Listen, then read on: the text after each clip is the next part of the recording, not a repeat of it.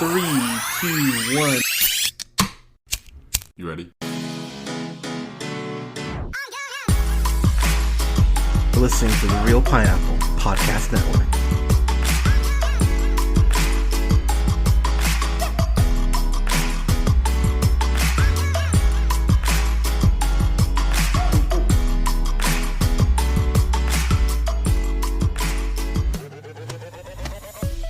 Oh, so good for you. Okay. Alright. 3, 2, ahem. Good evening, everybody. Thank you so much for listening. This is The Real Pineapple. This is Hunter. And, oh my god, Colin's in town. Colin, how are you, buddy? What's going on? I made it all the way over to Reno. It's so nice to actually see you in person, not just, hear your sexy voice. So I was like, oh, Colin, thanks you're here. And for the best reason, right? Yeah, we're reviewing a movie that I'm kind of excited for. And if you've listened to our Us review and our Halloween review, you'll recognize our next voice and a Captain Marvel. Good God. God, yeah, you're appearing a lot more, which makes me very happy. Allie, hi. Hi everybody. You remember me. And I'm going to let you introduce yourself here. Hi, my name's Aaron. I'm Allie's boyfriend. And he's rocking he looks like a white Childish Gambino with the shirt he's wearing right now. Shit though. How'd you know what I was going for? I'm sure you're much more than just Allie's boyfriend. That's true. I have my own personality, my own wants and needs. I'm my own person, damn it. And I have my lovely girlfriend here, Leia, for the first time. Hello. Thank you so much for good time to actually jump on mic for the first time because we're reviewing. What are we reviewing, Colin? Oh, Avengers Endgame. Nailed it, everybody. So before we jump in, for the love of God, and I know I say this on several of our bigger reviews, but we are going full spoilers. So if you have not seen this movie, please go see it. Download this first. Go in and go see it. Then go see it, and then listen to it on your way home. That's what I would do. But even if you think I don't care if it's spoiled for me, trust me, you will care if it's spoiled for you because there's so much just wonderful Avengers goodness in this movie. I don't want to spoil it for you. So please, if you haven't seen it, go ahead, download it, save it, and then listen to it. So I'll give you a couple seconds here. Okay. All right. We just did some time travel right there. Oh. Snap. There you go. Beat me to it. So I'm just going to say right now, so, Colin, you were with me, Alea, you too. Last year with Infinity War, we did... So let me just describe what we did today. We did a wonderful brunch, potluck style here at the house here, and we had people come over. Allie brought these scones, which were delightful. What'd you make? So I made chicken and waffles. Yeah, you did. So good. Did scrambled eggs. Alea made these cinnamon rolls. These orange icicle cinnamon rolls, which are divine and will delicious. Will be my dessert tonight. She made waffles. It was just. I made bacon and sausage patties. It was a solid brunch. What a spread, really. Yeah, it was quite the spread. Great. Impressive spread. Yeah, so that will be dinner for the next 3 days. But we really made this an experience. So we all were drinking mimosas, of course, because we're some of us still are. Because we're all adults. Yeah, because we're classy bitches. And then we Ubered over to the wonderful IMAX theater here in Sparks, Nevada, and saw Endgame. And I'm going to say right now, I'm so happy I got to experience this with all of you. Colin, as we've kind of talked about before, we saw Iron Man together. We did. 11 years ish ago. Yeah. And bookending it. Yeah, and so just to start this whole MCU journey with you, and obviously the MCU will continue because Disney loves the money, but it won't ever feel like this again. This is a true bookend to everything that they've set up.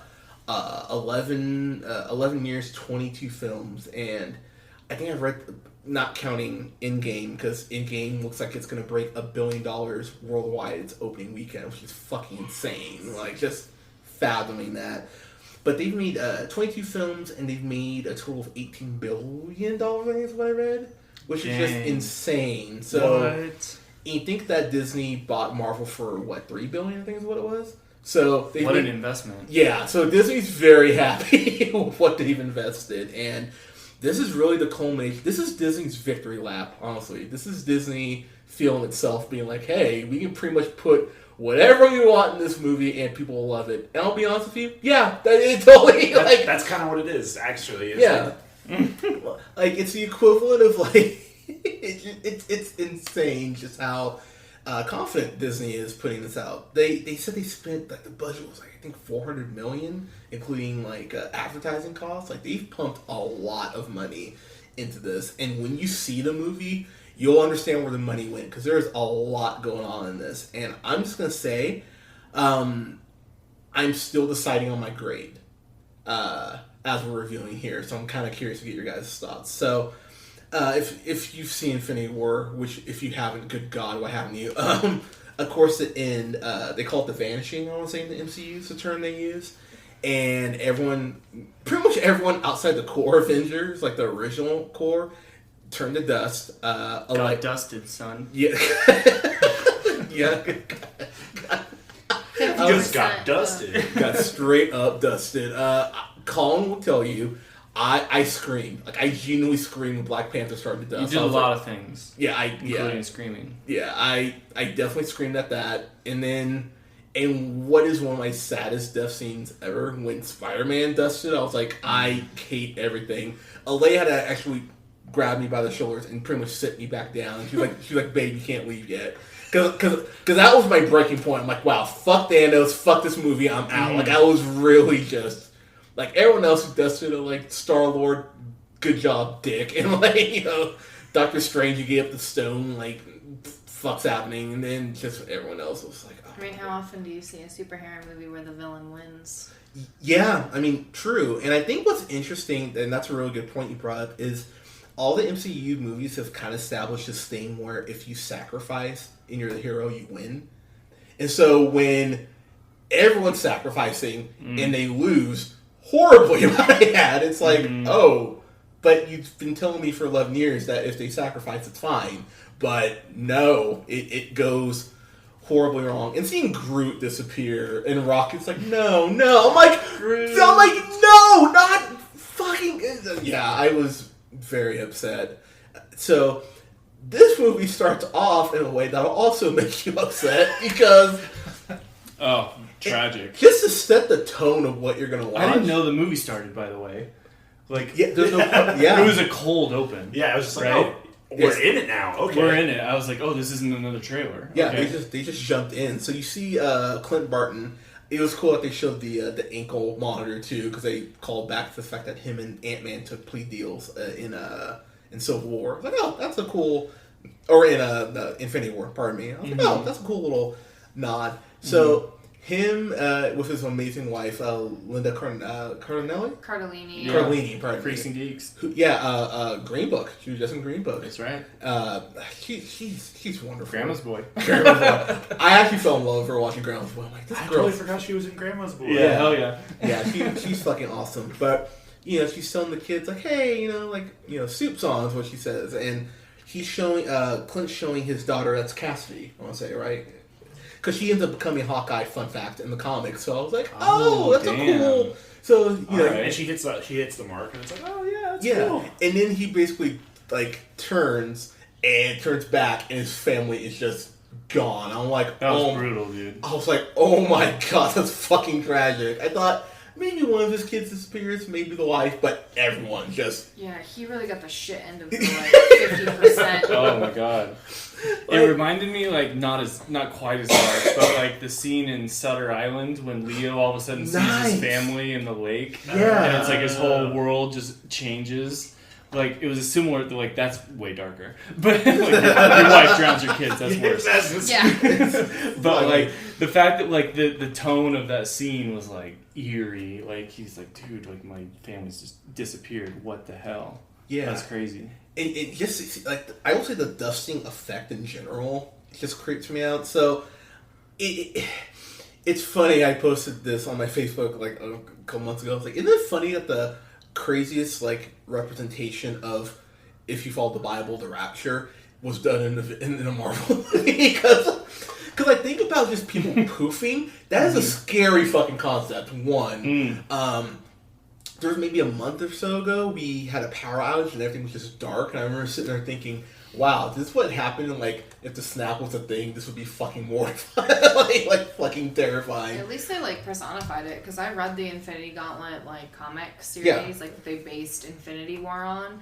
And in that series, like, he snaps at the beginning. And then the whole rest of it is them fighting him. And after the snap. And Thanos is much darker in the comics. But they don't have any, like, personification. There's no dusting. It's just, like, they're gone. They just, like, poof out of existence with no, like, warning. Yeah. So everyone probably thinks they went crazy. Yeah, because, like, they'll be, like, talking to somebody and then they're like, where the fuck did they go? And there's, like, there's nothing to give them. And it's also a lot more of a, catastrophic, like, causes a bunch of... I think that's even worse, not to see the dusting happen. Yeah, at least, like, you know. That would mess with your head worse. Yeah. That's a really good point. But that would be even too traumatic for an audience to watch on screen. That's why I feel like they probably had to do the dusting. Just they're like, we got to ease you into this, guys. This is gonna be rough. I think you need a representation that people are going, because it's just, like, I think mentally it helps you put at least, like, seeing that they're gone. You know what I mean? Yeah. Because someone just poofed, you'd be like, the fuck? Like, did they leave the room? Like, you would think it was in your head or something. Like, did I ever know that person? Like, yeah, I was in the middle of a fucking sentence. Why would you? But and then, like, all of a sudden, like, damn it, dude, what's the dude with the bees from Wicker Man? yeah. Nicolas Cage. Yeah.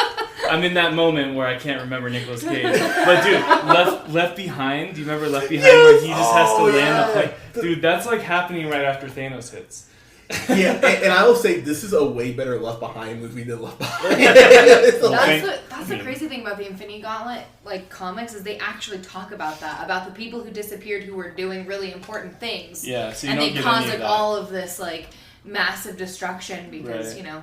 people were flying planes and then are gone. So That's where my mind immediately went. I'm like, oh man, if you're landing in a What helicopter, happened to civilians? Yeah. I mean, they kind of showed that at the end credit scene when True. Nick Fury pages. Helicopters are crashing and stuff he like pages that. which Captain just Marvel. good God, how fucking terrifying would it be if you're in an office building and you see a helicopter coming, like Oh shit! Oh, like man. it's like that's a scary fucking notion, and I appreciate that. So this movie, I feel like it's broken up into two parts. Like the first hour and a half ish is really drama heavy, and it's really like there's action, but it's you'll probably go 15-20 minutes ish without seeing like a big action set piece. It is very like kind of sprinkled throughout. And it's almost like the Russos woke up. They're like, "Oh yeah, it's a comic book movie. Let's put some action in this." Because the back half, oh my god, the back half of this movie, as far as the action, I just can't even. We'll get there. We'll get there. Well, I mean, how quick do they find Thanos at the start of the 10 movie? minutes. 10 Yeah. minutes. I mean, and then Thor, does the old chop, Chop and wham, chop. bam, thank you, ma'am. And then, Thanos is done. I was like, what? Yeah. I'm like, That's pretty much like all the action in the beginning.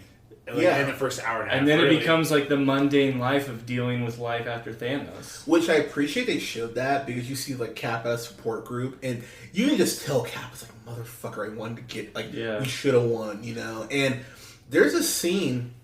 So first off, Tony, it opens up with Tony in space with Nebula, and Nebula, like, first off, Karen, how do you say it, Gillian? Karen Gillian, yeah. Mhm. Who I just have the biggest cry. I love that woman so much, but seeing her in this role with Stark, it's cool to see them kind of bounce off each other, and how he's just kind of, he's really accepted that, wow, this is kind of it, I was hoping there was actually be more between them, because it was a really good setup, and I was like, oh man, I'm looking forward to those characters interacting more. Yeah.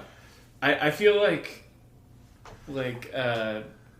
Tony Stark is this like over like crazy overacting character, but like that's what you want from him, from Tony that's Stark. That's just like who Tony Stark is. Yeah, right. But like Robert Downey Jr. like acting in those scenes was like so toned down. It was serious. Like him like knowing he's about to die, like putting his diary on there. That was some good acting, I thought. Yeah, when he the line that gave me chills in this movie, go fuck, when he goes, I'm just gonna drift off, but just know I'm always thinking about you. Like it's always you. Yeah. Like when I close my eyes, I was like, damn. And that's the cool thing about that Tony Stark, like, his character is like in his last moments, he's thinking about other people. Which so that's important because like his whole character is like everybody thinks he's so self-centered. And that's him changing from the first Iron Man to now. So now he's thinking about Pepper Potts. He's thinking about his daughter. Like he doesn't have her yet. He doesn't have the daughter yet. Dude, this is a crazy movie. so I'll just tell you guys right now, this will be a long review because there's a lot to talk about here. So strap in.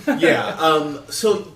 Aaron, I think that's such a great point you bring up because I was rewatching the first Iron Man this week, and I think if you're a comic book reader, Tony Stark is way more of a dick in the comics than he is in the MCU. He's also a drunk too. Yeah. No, he's AI. Yeah, that is true. Yeah, for Ironheart, right? Yeah. Well, no, it's just that like so in Civil War 2, it's like him versus Captain Marvel. Yeah. And it's like there's like a mutant that can predict the future. It's very Minority Report. And so they have to just determine if his like future predictions are worth like incarcerating people, and like he sees a vision of Miles Morales killing Captain America, and he wants to imprison Miles Morales, and she doesn't, and they have this big fight, and she thinks that she kills him. So right now he's in a coma and everything is being done. He's like an AI. Interesting. Yeah. Now, and for the record, in case you didn't hear us Into the Spider-Verse review, which you should, Miles Morales is a shit. I love him as Spider-Man. Hell yeah. Just throw that out there. Also, Spider-Pig, big fan. Oh, dude. Spider-Man? Yeah. Spider-Man. Anything John Mulaney does. John Mulaney. Yeah. Hell yeah. Yeah, he's kind of wonderful. And obviously Fat Peter Parker, played by Jake Johnson. Yeah. But... Seeing Tony and Nebula interact, I love when Tony like passed out on the ground. He's kind of shivering, and she sits him up, puts him in the chair because they're in the Milano, the Guardians of the Galaxy ship, and sits him up and like covers him up, and then Tony's eyes open. He sees this bright light, and it's the person who I'm wearing on my shirt right now as we speak. The other captain. It's Captain Marvel, played by my future ex-wife Brie Larson, and she just takes the ship like it's fucking nothing. Nothing. It puts it and takes it to the Avengers compound. Yeah. Actually, yeah. She's a glowing tugboat. She's an intergalactic tugboat. It's what everybody thought was going to happen. That was everyone's prediction was that Captain Marvel was going to rescue them in space. Yeah. I mean, first time the trailer hit, you're like, oh, Captain Marvel. Yeah, I was like, well, who else? Right. She can fly in space. Who else is going to save it? Of course. Yeah. Seeing it like again, I also feel like there's a big like. And this isn't something you think about right away, but like the fact that Nebula isn't so worried about dying, and that like she gives the food to him, and because she won't die because Thanos has made her more machine than person. Yeah, she's not going to die like he would, which is really sad because that means she's gonna be by herself.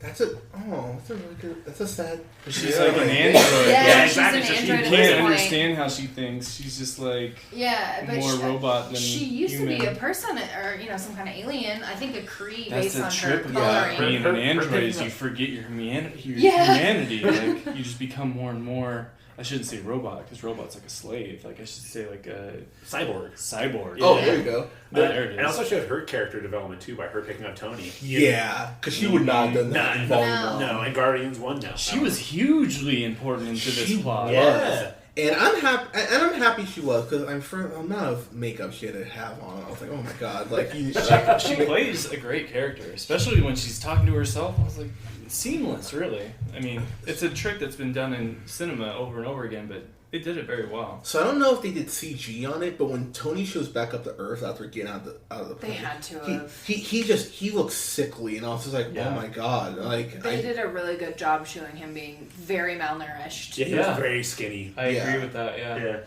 Yeah, and it's all atrophied. So you see him hug Pepper, which when that happened, I was like, all right, like whatever, it's fine. Oh, but I know you're about to say it right now. It's gonna make me cry a little bit. But then when he interacts with Cap for the first time, it is heartbreaking because he's a lot of pent up emotion. We were talking about this off mic. I hate Iron Man Civil War. I think he's in the comics he's even worse, but he's such a fucking asshole in Civil War, and especially when he treats Scarlet Witch. I'm like, dude, come on. But we've been on this journey with Tony from this selfish, man whore, to this guy who wants to settle down, wants to get married, wants to, protect the world, but you feel bad for him because that PTSD after the first Avengers is a continuous arc throughout from Iron Man 3 on, where he's just so paranoid because he knows Thanos, not a name to it, but he knows something's out there, so he's building armor to try and protect everyone. He's trying to, follow the Accords or whatever. Like, he's really trying to protect the world at large, but he's pushing people away because he's being such a goon about it, and it's honestly tragic. So it took me back to, and I'm totally jumping ahead here, but at the first Avengers, when they're having the big argument on the helicarrier, how Cap says, you're selfish, you won't make the hero play, and to bring that back full circle at the end of this with where the movie ends up, I was like, oh, and it made me go, oh. And when he talks to his dad, dude. That was intense. When he says to Captain America, I lost a kid, I was like that. I teared up. I was like, oh. Yeah. He really cares about Peter. Yeah. Peter is his surrogate son. It's like his son. That's right. Yeah. And I think that was the thing that hit me the most, is because he did love, like, you see him in Homecoming, and Peter, he makes some dumb mistakes because he's, a fucking teenager. I mean, who doesn't do that when he's a teenager? But Tony kind of talked to him, he says, if you can't be grateful for the suit, you don't deserve it. And I was like, oh, wow, something his dad would have said. Yeah, surrogate son, okay. So once they get back on Earth, they and they cut off Thanos' head, which I'm shocked they even showed that, to be completely honest. Brutal. I mean, there was no blood. Yeah. Well, Nebula clean swipe. Nebula got blood. That's right, a little spray. Yeah, that's right. That's the most they can show. It showed his neck, like with his like, spine. Because this is PG-13, right? Yeah. There's only a certain amount of blood they can show. Yeah, there's only a certain amount of ass, America's ass. Yeah. And it is America's ass. Oh. Yeah. That you could bounce a quarter off that thing. But before I was like, I guess we should maybe go back a little bit to talk about them finding Thanos, because they make it seem very easy, and that they think it's going to be so great that they're like, oh, cool, like, yeah, we lost everyone, but, we can get the stones back, it'll be easy, but we have Captain Marvel now to help. That's after they... No. When they go to they find out he doesn't have a gauntlet anymore. Or he doesn't have when sense Nebula anymore. tells him, like, Yeah, I because know they go to the garden. I know where he's at. Yeah, they go to the garden. But that's after Tony comes back Yeah, from but space. he said when they get back after cutting off Thanos' head. Okay. That happens. Okay. Yeah. And I will say, too, Thanos is like...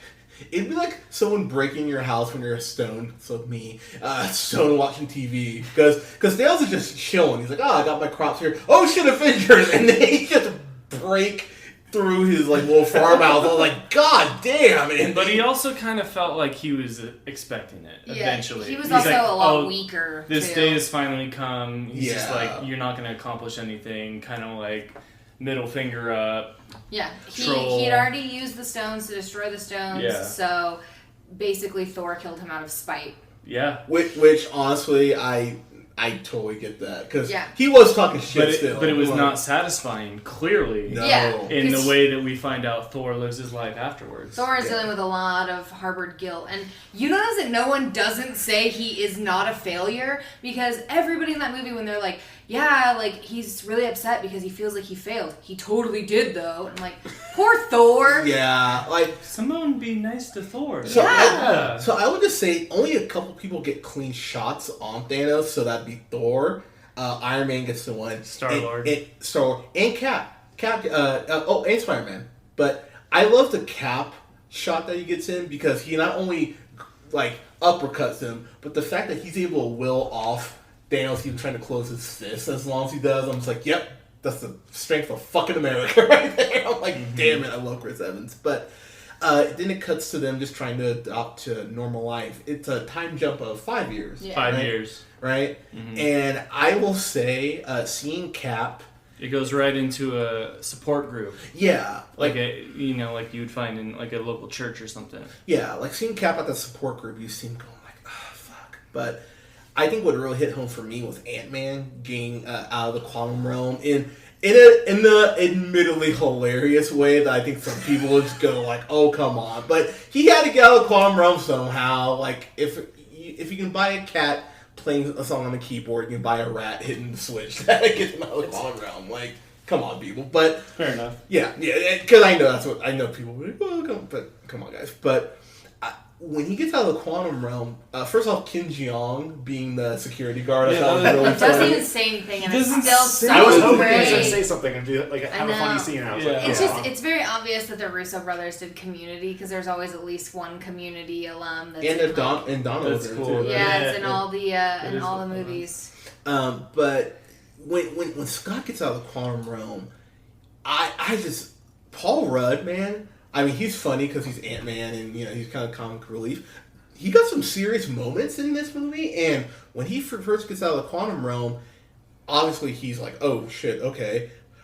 I'm like confused and everything. But when you see the wall of people, or the multiple walls of people who disappeared, died and the vanishing, Dusting. yeah, and he runs to go see if Cassie's name, his daughter's on there. You're like, oh damn, and it's an emotional scene when he yells at this kid like, what the hell happened? And the kid just kind of looks at him and just goes away. Like, wow, dick kid. Like, like you couldn't tell him what happened. It's like a post-apocalyptic, like It's pretty crazy. Yeah. Scene. Yeah, part of San Francisco is all messed up. It made me think of The Last of Us, like that whole shot there when he's going to the house. I was like, yeah, this is The Last of Us. And Can you imagine? Jeez. Well, even their shot of vanishing. New York at the very start of the 5 years later, New York looks so sad and bleak and dark, and half the the city that never sleeps sure has all of its lights off. The vanishing hit New York so bad it turned it into Cleveland. Like, it was absolutely bah! There you go. But We had to get one in. yeah, I know. I couldn't. And I was talking shit about Cleveland Even earlier I for was no gonna reason. say. Like, I don't even know what even started. I was It's like, like 15 minutes. Completely unprovoked. yeah, like, Attack on Cleveland. Cleveland's the worst. Ugh. But they do a great job getting the gravity across. Like, they don't just go like, oh, everything's good again. Like, it feels like some shit. Even the Avengers compound barely has lights. You're like, fuck, the Avengers compound doesn't even have lights in there. Yeah, and people in a support group would make a lot of sense, and they all talk about how it's been 5 years, but they get no closure. These people didn't die; they're just gone. Yeah. Which is, I feel like, a lot harder to deal with. And you're not special. It literally happened to every other person alive. Yeah. That's a really good point. I love that. You know what I mean? Like, you're in a support group, you don't have to look very far for a support group. It's going to be every human alive. This same tragedy happened to them. Everyone's going to know at That's least one nuts. person that's gone. I also Yeah, noticed- you have to know somebody. Yeah, I also noticed that he was very, they knew he was Captain America, and he was telling them his story about being Captain America, and they all know it was Thanos, and I was like, that's kind of cool that they didn't just be like, we don't know how to explain this, they're gonna straight up tell the entire world, it was this alien, sorry. But I guess they're used to it by now, because the first alien attack, and then Yeah, Ultron but I coming. think that's Yeah. fair. I just think it's fair that they didn't try and, make it into anything else, and that he's actually, talking about being in the ice. Yeah. Still not over Peggy. Yeah, so I gotta say, Hilly Atwell, that woman is, first off, she's a goddess, oh my god. But just seeing how, and I really think this is important, if you haven't watched the other Marvel movies, I think you can still watch this, but you will appreciate this movie so much more if you've gone on the journey from beginning to end. Because there are so many little Easter eggs and callback jokes that aren't necessary, but you'll go like, oh, okay, that's cool. Lots of callbacks that are kind of worth it for watching the rest of the movies. Yeah, and there's a lot of those we'll have to go through. But Alea, what did you kind of think as far as the setting and everything, as far as the mood? I thought it was nice. I mean, I liked the balance between humor and kind of sad and devastating moments. I thought the scoring for it was especially great. Because, I mean, you could tell in the music, like, good or bad stuff was going to happen. But I really, really, really, really like the score. No, and I will say, I don't know if anyone remembers this. Do you remember that I think it was like the first official trailer they did for the original Avengers, where they hadn't settled on this theme yet because they did that whole like generic rock, yeah, we're in this together now. And I remember I was on that trailer. I'm like, okay, I love this trailer, but this music is really horribly like chosen. It's like a Puddle of Mud cover band, but I'm just making fun of people like for like no. We love the mud here, brother. You know? Well, I'm not gonna lie, my arm twitched a little bit. Why am I hearing Deliverance in my head? But you hear that Avengers theme now? That shit, I'm like, oh, like I hear a note, I'm like, oh shit, I know that song. Like that theme has become iconic, and we didn't even get an opening credit scene, like the main title, like 15 minutes in. Yeah, It was far in. Yeah. I think isn't it like when they go to see Thanos. It's like right before they go to see Thanos. Yeah, the first time. So they find out because of Ant-Man that they can go into the quantum realm, because Thanos was a dick and destroyed the stones, almost like he knew they'd come from him or something. So they go to the quantum realm and they decide to go ahead and just grab each stone before Thanos can get his hands on it. What I find interesting about this is that they make a direct joke to Back to the Future, and like, oh, so Back to the Future is full of shit. Like, and they list off all these like time travel movies, like Back to the Future, Hot Tub Time Machine. Which when they threw out Hot Tub Time Machine, I went, yeah, I love Hot Tub Time Machine. I love that they put Time Cop in it. I was like, yes. Dude, I can get down some Time Cop. I do like it. We should review Time Cop. Time Cop's such an awesomely bad movie. I would be down to review Time Cop. But they list all these movies where time travel is used, almost to tell you, like, look, if you're going to bitch about the time travel, like, you should just stop right now. And I think if there is a complaint, because, I mean, I've got, complaints seem too strong. If there are a couple things I went, I mean, time travel is one, but I love Back to the Future. And I kind of have that same gripe with those movies, and I just kind of go like, they're just fun to watch. Yeah, at a point I have to go, is my entertainment actually affected by the concept of time travel? If that makes sense. I mean, we can't actually time travel, so no one knows truly how it works. Yeah. So I mean, they're pointing out that all of those movies say that if you make a change in the past, like it will affect the future. What Bruce Banner says is that that's actually not true, and that if you do that your past becomes your future, and then the present becomes your past, so you can't change your past. So it'll basically just creates alternate timelines. So it'll still happen, it just won't happen in that timeline. Which honestly, if they wanted to do this to maybe branch out and do like a Marvel Knights sort of universe and like a Ultimate Universe. I mean, they're already drawing some inspiration from the Ultimate Universe. I think we're getting Secret Wars within the next decade. So, I mean, it does feel like they're hope so.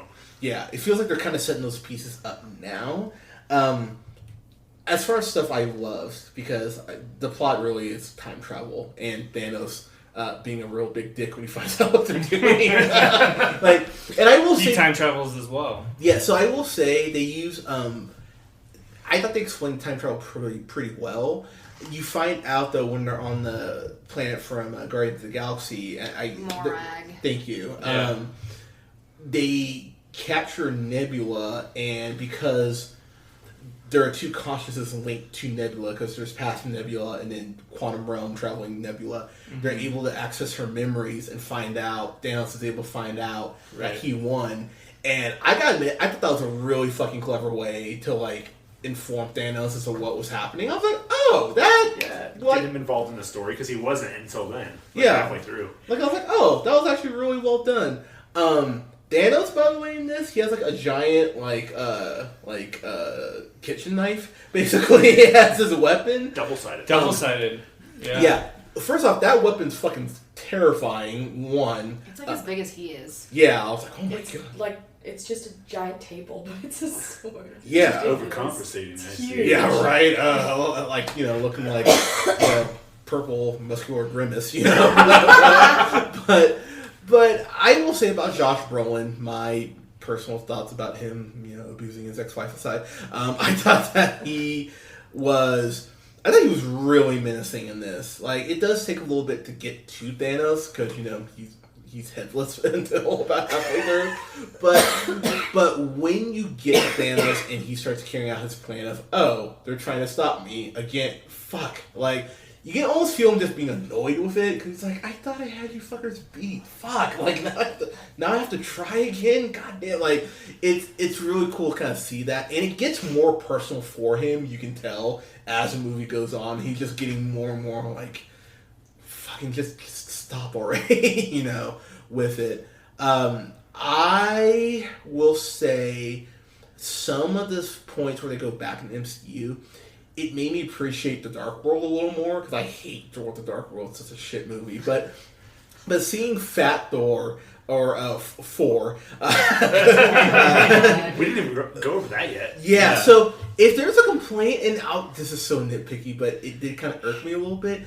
I wanted Thor to get back into Thor shape. We wanted sexy Thor. Yeah, like seeing him as like fat. Yeah. Like seeing him just as like Fat Thor the whole time. I was kind of like, all right, I know you're doing this for comedic effect, but when shit's going down, I kind of like Thor back as like original Thor. But we're shape. clearly getting more Thor. Yes. This isn't the last of Thor. Yeah. So basically what happens is that they decide before they go back in time to get all the time stones, they need to assemble a team. So they have Rocket and Hulk go to New Asgard, which is basically like Maine. You're not wrong.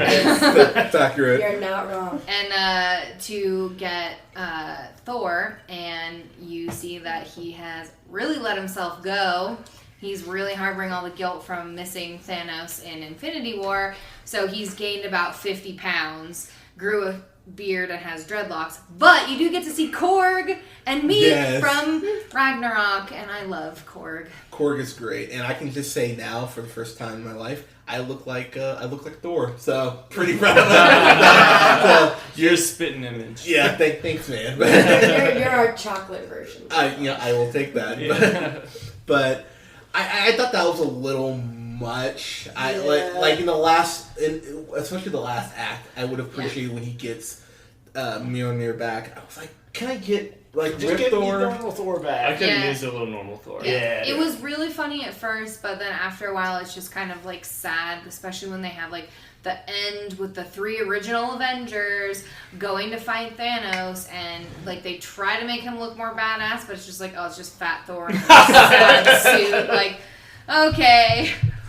Yeah, no, and since we're talking about the original Avengers, so I just want to go down the line here. So I did like Chris Hemsworth, my complaints aside. I thought that... He was great. He was wonderful. I thought Mark Ruffalo, I love his take on the Hulk, and they were clearly going more Professor Hulk than Warbreaker Hulk. I will say I would have almost preferred if Hulk acted more like he did in Ragnarok than what they did here, if that makes sense. Yeah, because he's still a little more human in Ragnarok. Yeah, but he's speaking in Ragnarok with just enough to kind of get by. Like it was like He's still smashed. Yeah, that too. And Once in your life, don't smash. and I'll say it too. I really wanted my Thanos Hulk rematch, and I didn't get that here. And I was like, I don't like that. I was like, You felt like it was coming up too, and then it just never came up. yeah, like it felt like they were teasing it. I was like, okay, cool, I'm gonna get more. And I was like, I thought the lack of a big over-the-top Hulk smash kind of climax It would have been scene nice. didn't happen. But then again, you also you've got... gotten it in every other movie that he's in. Yeah, but this is supposed to be the culmination of everything, right? Like, this is Yeah. supposed to be the grand finale. Like, you're at 4th of July, the fireworks show. That last one's supposed to be 20 fireworks in a row. Which we did get, except for Yeah. Hulk. Everyone else got their moment. Except Right. for, yeah. No, he got to snap. And that's probably why he didn't get to fight Thanos at the end. That's an he interesting point. A lot weaker from. That's fair. From that, that's what I think. Because like at the end of the movie, he's in a sling. Like he can't use his left arm anymore, or right arm. Because technically, even though Thanos wears a left-handed Infinity Gauntlet, the one that they create is right-handed. Oh, but that's still like that's just the decision the writers went. Yeah, I'm just arguing they shouldn't have done that. Yeah, no, I agree with you. They should have had it go in a direction where Hulk gets that big battle. No, that's fair. Because that just would have been fun. I guess it's a different Thanos, so it's not the same thing. So that trips me up too, because like the real Thanos that did all of this, like he's killed immediately. He's dead. He's gone. Yeah. The new Thanos that's fighting him, he hasn't actually done anything. He's Thanos from 2014. He's just a new enemy. Yeah. It was weird to me when I was watching it, because at that point I was like, you don't have the revenge aspect, you just have protection of making sure you do the job right at this point. Although he also, like, Thanos is like knows what he did in the future, and he's basically trying to make sure it happens. That's actually a good point. Make it worse now. He loves what he did in the future. So, I mean, it's still Thanos. He even knows that he gets his head cut off, and he's like, that's fine. I did what I was supposed to do. That's my destiny then. And that, honestly, that was the turning point for me. I went, oh, wow, fuck this Thanos. Oh. So that's crazy. So with the way that time works in this, the way they're doing it, this is now this alternative timeline where Thanos is like, I'm on the alternative timeline track. I have to go out of my way to go back in time to make sure that this will all happen in the timeline that I'm currently in. Yeah. So but I mean, like you're still stopping what's going down. Yeah. It's really weird because technically they don't stop him, because the way that it works is since they put the Infinity Stones back, it'll still happen. It just goes in a circle. They just make a circle. Yeah. So that they get them back, but they don't actually stop him from doing it. Yeah, which is an interesting point. So we covered we covered Iron Man, we covered Hulk, we covered Thor. I thought Black Widow's arc in this was absolutely amazing. I think Scarlett Johansson, I mean, obviously she's... I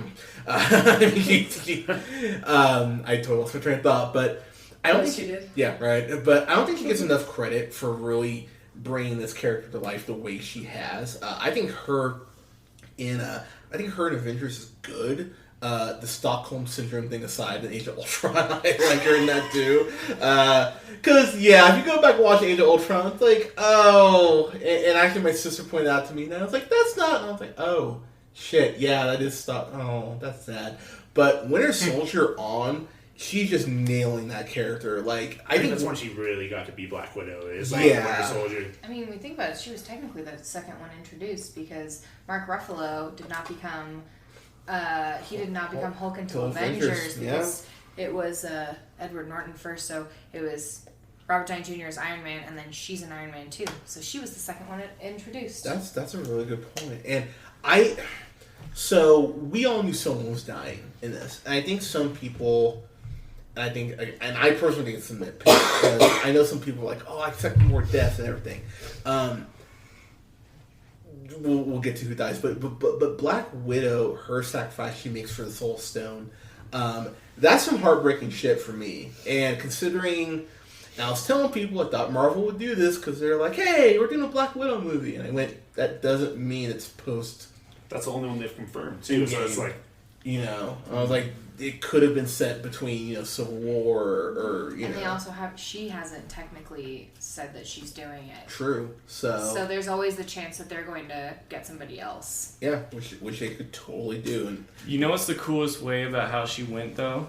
Was that she was so competitive with Hawkeye. Yeah. That the last thing she ever did was win a contest with Hawkeye. That's that killed me a little bit. Like who's gonna sacrifice themselves? She won. I won. No, but really, but they were competing. Like they both wanted to do it. And just real quick, since you brought him up, Ronan was brutal in this. I was like, yes. Right, he chopped that dude's throat, and I was like, damn. That was the only part that I was like, I don't know why there are kids here, because Ronan is insane. Yeah. And comics Ronan is obviously more intense, but they alluded a lot more to the crazy stuff he had done than they showed him do. Yeah. Yeah. But they pushed the PG-13 rating as much as they could while keeping it PG-13 because Aaron, like he slices that guy's throat. I was like, oh shit, and he cleans the blood all on his arm. He's just like, I was like, oh. I was like, damn, okay. In an anime though, that would have been like spraying. Yeah. Oh yeah. Yeah, I thought it was. It was funny because that guy's from the Wolverine. Did you guys ever see that movie? Yeah, He was like dad in the Wolverine. So I was like, oh, I like the Wolverine. Yeah, that's what he did after Wolverine. Became the Yakuza. but Scarlett Johansson's performance though, he has a conversation with Steve in the compound about moving on. And I thought that was one of my favorite dialogue scenes in the whole movie. And I was like, that's really cool. And she loves Steve. Like, I mean, she loves teasing Steve if you could talk about Winter Soldier, but she, I'm not. Yeah, she was like blue ball. They just always had good chemistry. When they were trying to be inconspicuous on the elevator, and she's like, "Kiss me." Yeah. He's like, "What the?" Which I'll be honest, when he showed any hesitation, I'm like, dude, she gave me an invitation. What do you like? You know, she said yes. Unless you're hanging out with Luke Walton. But anyway. Alright, I know. Allegedly. Pardon me. Let me throw that out there so we don't get sued. Allegedly, he did. But seeing her sacrifice herself, I was like, damn. Because I thought it was going to be Cap and Tony as far as like death. So I was like, okay, we'll get these two. And you kind of get Cap's death, but we'll get there. Of the superhero, you do 100%. Yeah, superhero's gone. I was just there. Not expecting Black Widow. I was not to die at all because I was like, well, they're making a Black Widow movie. She's probably in it, so she's not done. But I guess she's done. Yeah. And I will say, Alea, you called that. Like you legit. Well, you're like the moment they got paired up and like their relationship is so well known, and then they're going to go get the Soul Stone. Like, if you watch the movies, you kind of gotta expect what's gonna happen. I thought Hawkeye was gonna do it because Ronan had been so like murdering and everything. I was like, oh, and that's why he volunteered for it too. Yeah. But when she even tells him, you know, let me go, I was like, no. And then when she falls, I was like, fuck. And you see like the blood splatter like from her head hit. I was like, damn. Like it actually looked worse than Gamora's fall, to be completely honest. I was like, oh, that hurts. Rocket. Oh my god. So Bradley Cooper, if you've listened to our best stuff and our review of A Star is Born, you know I just have a huge man crush on Bradley Cooper. He's like Keith Urban with talent. But I like Keith Urban. I'm just in a dick mood and I'm like, oh, who can I make fun of? But Bradley Cooper, the fact that first off, he gets paid for voicing a fucking raccoon, I think is hilarious in itself. But Rocket fit in so well with the other core Avengers. I'm like, this is great. And you get a little banter between him and Tony, which I've been wanting for so long. Because they're very similar in the way that they banter with people. Oh, yeah. They have that insulting, like, witty thing they say every time. Yeah. And there's that moment you get where he holds Nebula's hand when they get back to Earth. And that just melted my heart. I was like, oh. Yeah, I was like, she lost just as much as he did. They're the only two Guardians left.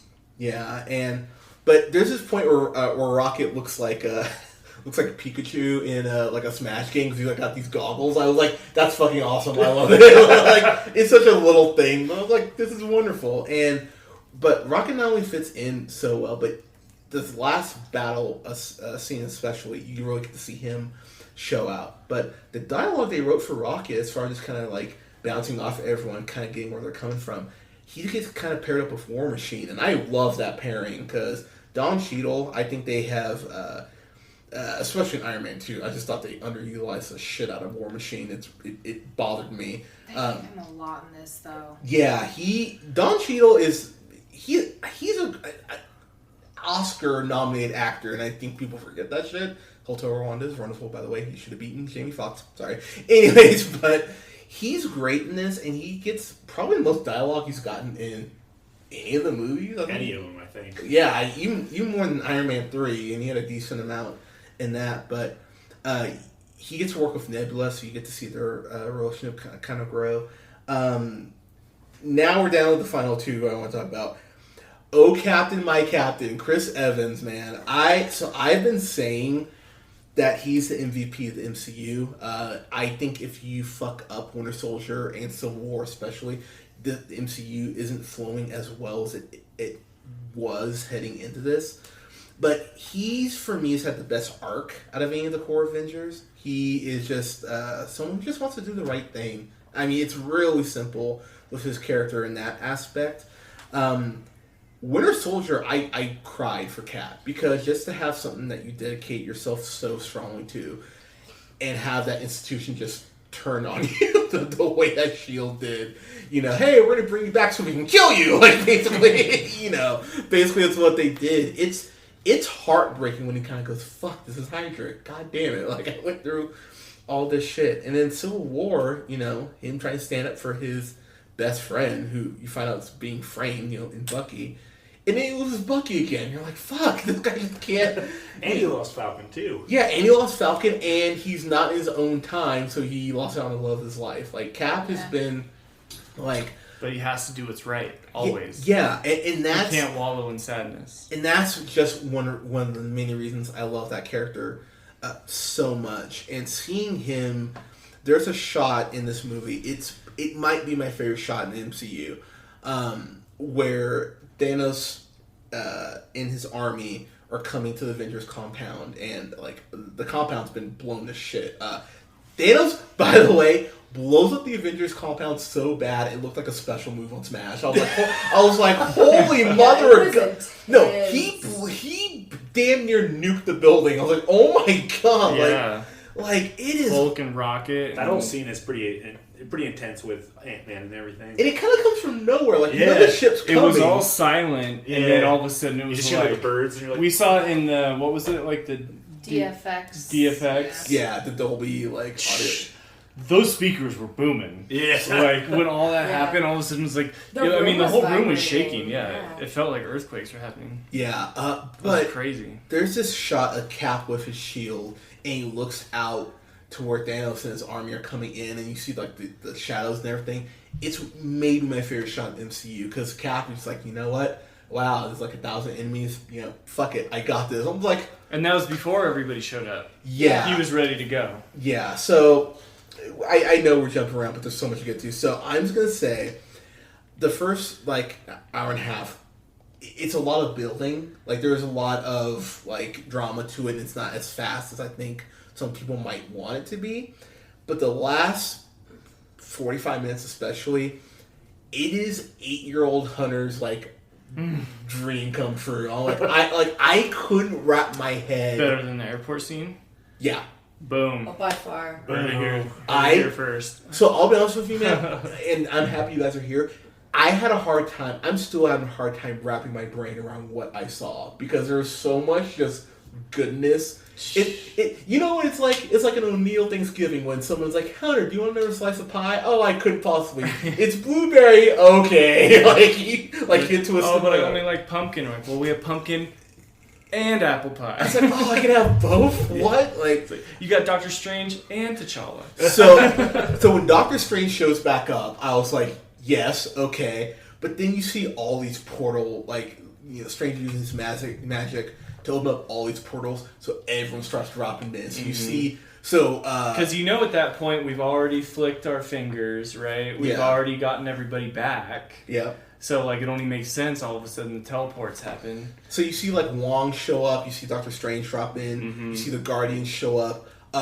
T'Challa and Shuri and Okoye get a badass entrance. It's like a wrestling entrance. I'm like, oh shit. I think they were the first ones, right? Yeah, and they were the first portal. Yeah, and they were all backlit, and then all of a sudden they come into the light, and you go ahead. Hunter's reaction when that happens. Oh I thought he was gonna slip out of his chair. He was leaning so far forward, with the biggest smile on his face, oh man, it was so good. So my arms definitely crossed for Wakanda forever. Oh yeah, you got the Wakanda. That you did. So I sound like a fife for as loud as I was squealing. I was like, yeah! I was like, yes, everything is so good. And that's when people started clapping, because people, the whole theater clapped. The first hour and a half, not a lot of not a lot of Pretty action. reserved. It's more drama based. But that last 45 though, when Spider-Man showed up, people were like, "Woo!" Like people were losing I their yelled, shit. "Yay, Peter!" So. Yeah. And can we just say Tom Holland's a delightful person? Like, I just love that man. He is. He's a good actor. Yeah, and you see everyone show up, and it is just. It's a splash page for like the last 45 minutes. And you like, get a nice yeah. like reunion too from like Tony Stark and Peter. Like they give him in all of the chaos, they give a moment where he's like, Peter's like blah blah blah blah blah, and Tony's just like, I just want to hug you. You know, like that was sweet. I thought. So what really kicks off before that everyone shows back up? You get Thor, Cap, Iron Man going against Thanos. Sick. Sick. And what I will say Even is though Thor was a little fat. Yeah. You get He's a little out of breath. Yeah. Yeah. you guys tag me in. Tag me I'll in be 2 there. minutes. Don't worry. Man, you really gotta think that Thanos must have been holding back on Titan because he had no Infinity Stones and was kicking their fucking ass. Yeah. And I know it's like 9-year younger Thanos because it's like 2014 Thanos, and this would be 5 years in the future. So I think even younger than that. Yeah, He's But like- even with no Infinity Stones, didn't he like grab Captain Marvel and chuck her? No, he had to. Well, he did, but the only way he could beat her after that was by getting the Power Stone. But Right. but he what- like parried her. Yeah. He like took her blows and chucked her. yeah. I was like, that's kind of crazy with no stones. Yeah. Yeah, like, Yeah. and I didn't know she he was that has the strong. power of an Infinity Stone. But Right, yeah, yeah. so like he's a really powerful dude, and I really don't feel like they go into that in like Infinity War. I think they're like, yeah, he's powerful, but it's because he has the stones. Mm-hmm. And in this is proof that he is a fucking badass fighter, and Yeah. he gets the stones as well. Right. There's this point where he just throws Iron Man, like throws him like a frisbee. It's like, cool, that's great. And then backhands Thor, and Cap is on the ground, and I was sitting there, I'm like, stop that right now. And he's got Stormbreaker, thank you. He's shoving it into Thor's chest, and you see Mjolnir hit Thanos. You're like, oh, Thor called Mjolnir. No, it wasn't him. It was Captain Goddamn America, and that's when I went, yes, this movie's great. I almost stood up. Although we did forget to tell them that when they go back in time to get the stones, when they go to Thor the Dark World, right before they leave Asgard, Thor calls Mjolnir. So he had Mjolnir up until that point. That's fair. It didn't Right. disappear. Yeah, but So when Cap calls it, dude. when I Cap got starts chills. fighting I was like, Thanos with Mjolnir and I a freaked shield, out. I was like, I even whispered over Colin, I was like, I am rock hard right now. Colin, like, what? I'm like, dude, like, I understood. and unfortunately, I saw this spoiled on the internet, Ah. but also, dude, it didn't even take away from my enjoyment. Well, because I they was do like, it so well. Like, they hit you with the music right when it happens. Like, dude. But honestly, I I was felt like a 12-year-old, like, back just, like, enjoying my favorite fucking Right. movie He's right finally there. worthy because he wasn't worthy to wield Mjolnir in Age of Ultron, and That's now right. he is. But he moved it a little bit. Yeah. He Yeah. made Thor nervous. Yeah. That was, like, the funniest part of that. But I love Thor, and he goes like, I knew it. And I was like, Yeah. I wasn't get him. And That was a great callback. And something that I got, this movie is so great for me because it gave me stuff I didn't know I wanted. Like, I didn't know we were getting Gwyneth Paltrow as a rescue. I had no fucking idea. But when the rescue showed up, I was like, oh my god, yes, I will totally take Gwyneth Paltrow as rescue. Oh, I get Valkyrie? Fuck, yes. Oh, Pegasus. Yeah, I was like, Yeah. yeah, I'll take that too. They Like, featured all the ladies in a pretty badass scene. Like, Oh, they that had was that so big great. ensemble. So the scene in Infinity War, I thought with Okoye, Black Widow, and then Scarlet Witch, I thought that scene was so like awesome. I was like, oh, cool girl power moment. You get that twofold here with the scene they did here. I was like, oh shit, okay. Oh, Alea was very like. Well, they just walked up and they were all like, "Bitch, we got this." The boys would sit down and twiddle their thumbs, like, "We're gonna go do your job." That was pretty they're cool. trying to keep the new Infinity Gauntlet that they created away from Thanos so that they can try and get it to the time machine so that they can put all the stones back in their natural timelines so that all the movies make sense. Otherwise, they just created a paradox. So Peter Parker has it, and he gets destroyed. So the Iron Spider suit legs are broken. So Captain Marvel comes in. Like a fucking badass. They played her bitch. theme. I love her theme, by the way. Yes, we also get short hair Captain Marvel in this, y'all. She cut her hair. Looks good, too. It looks really good. So she comes and she gets the gauntlet from Peter. Takes down a whole After starship. taking out a fucking... She goes like in and out of a starship a couple times. Motherfucker And falls you see, that's the first blows time up. you see Thanos be like, "Oh fuck." Yeah, I might Thanos looks lose. scared. He legit looks upset. Because he didn't know what was happening. He didn't understand. Yeah, Well, and who's it's this one powerful- fucking person. Yeah. So she goes like, "Oh, I'm here to, I'll take it from you." And he's like, "Okay, I don't know what you're gonna do," because his army's swarming her.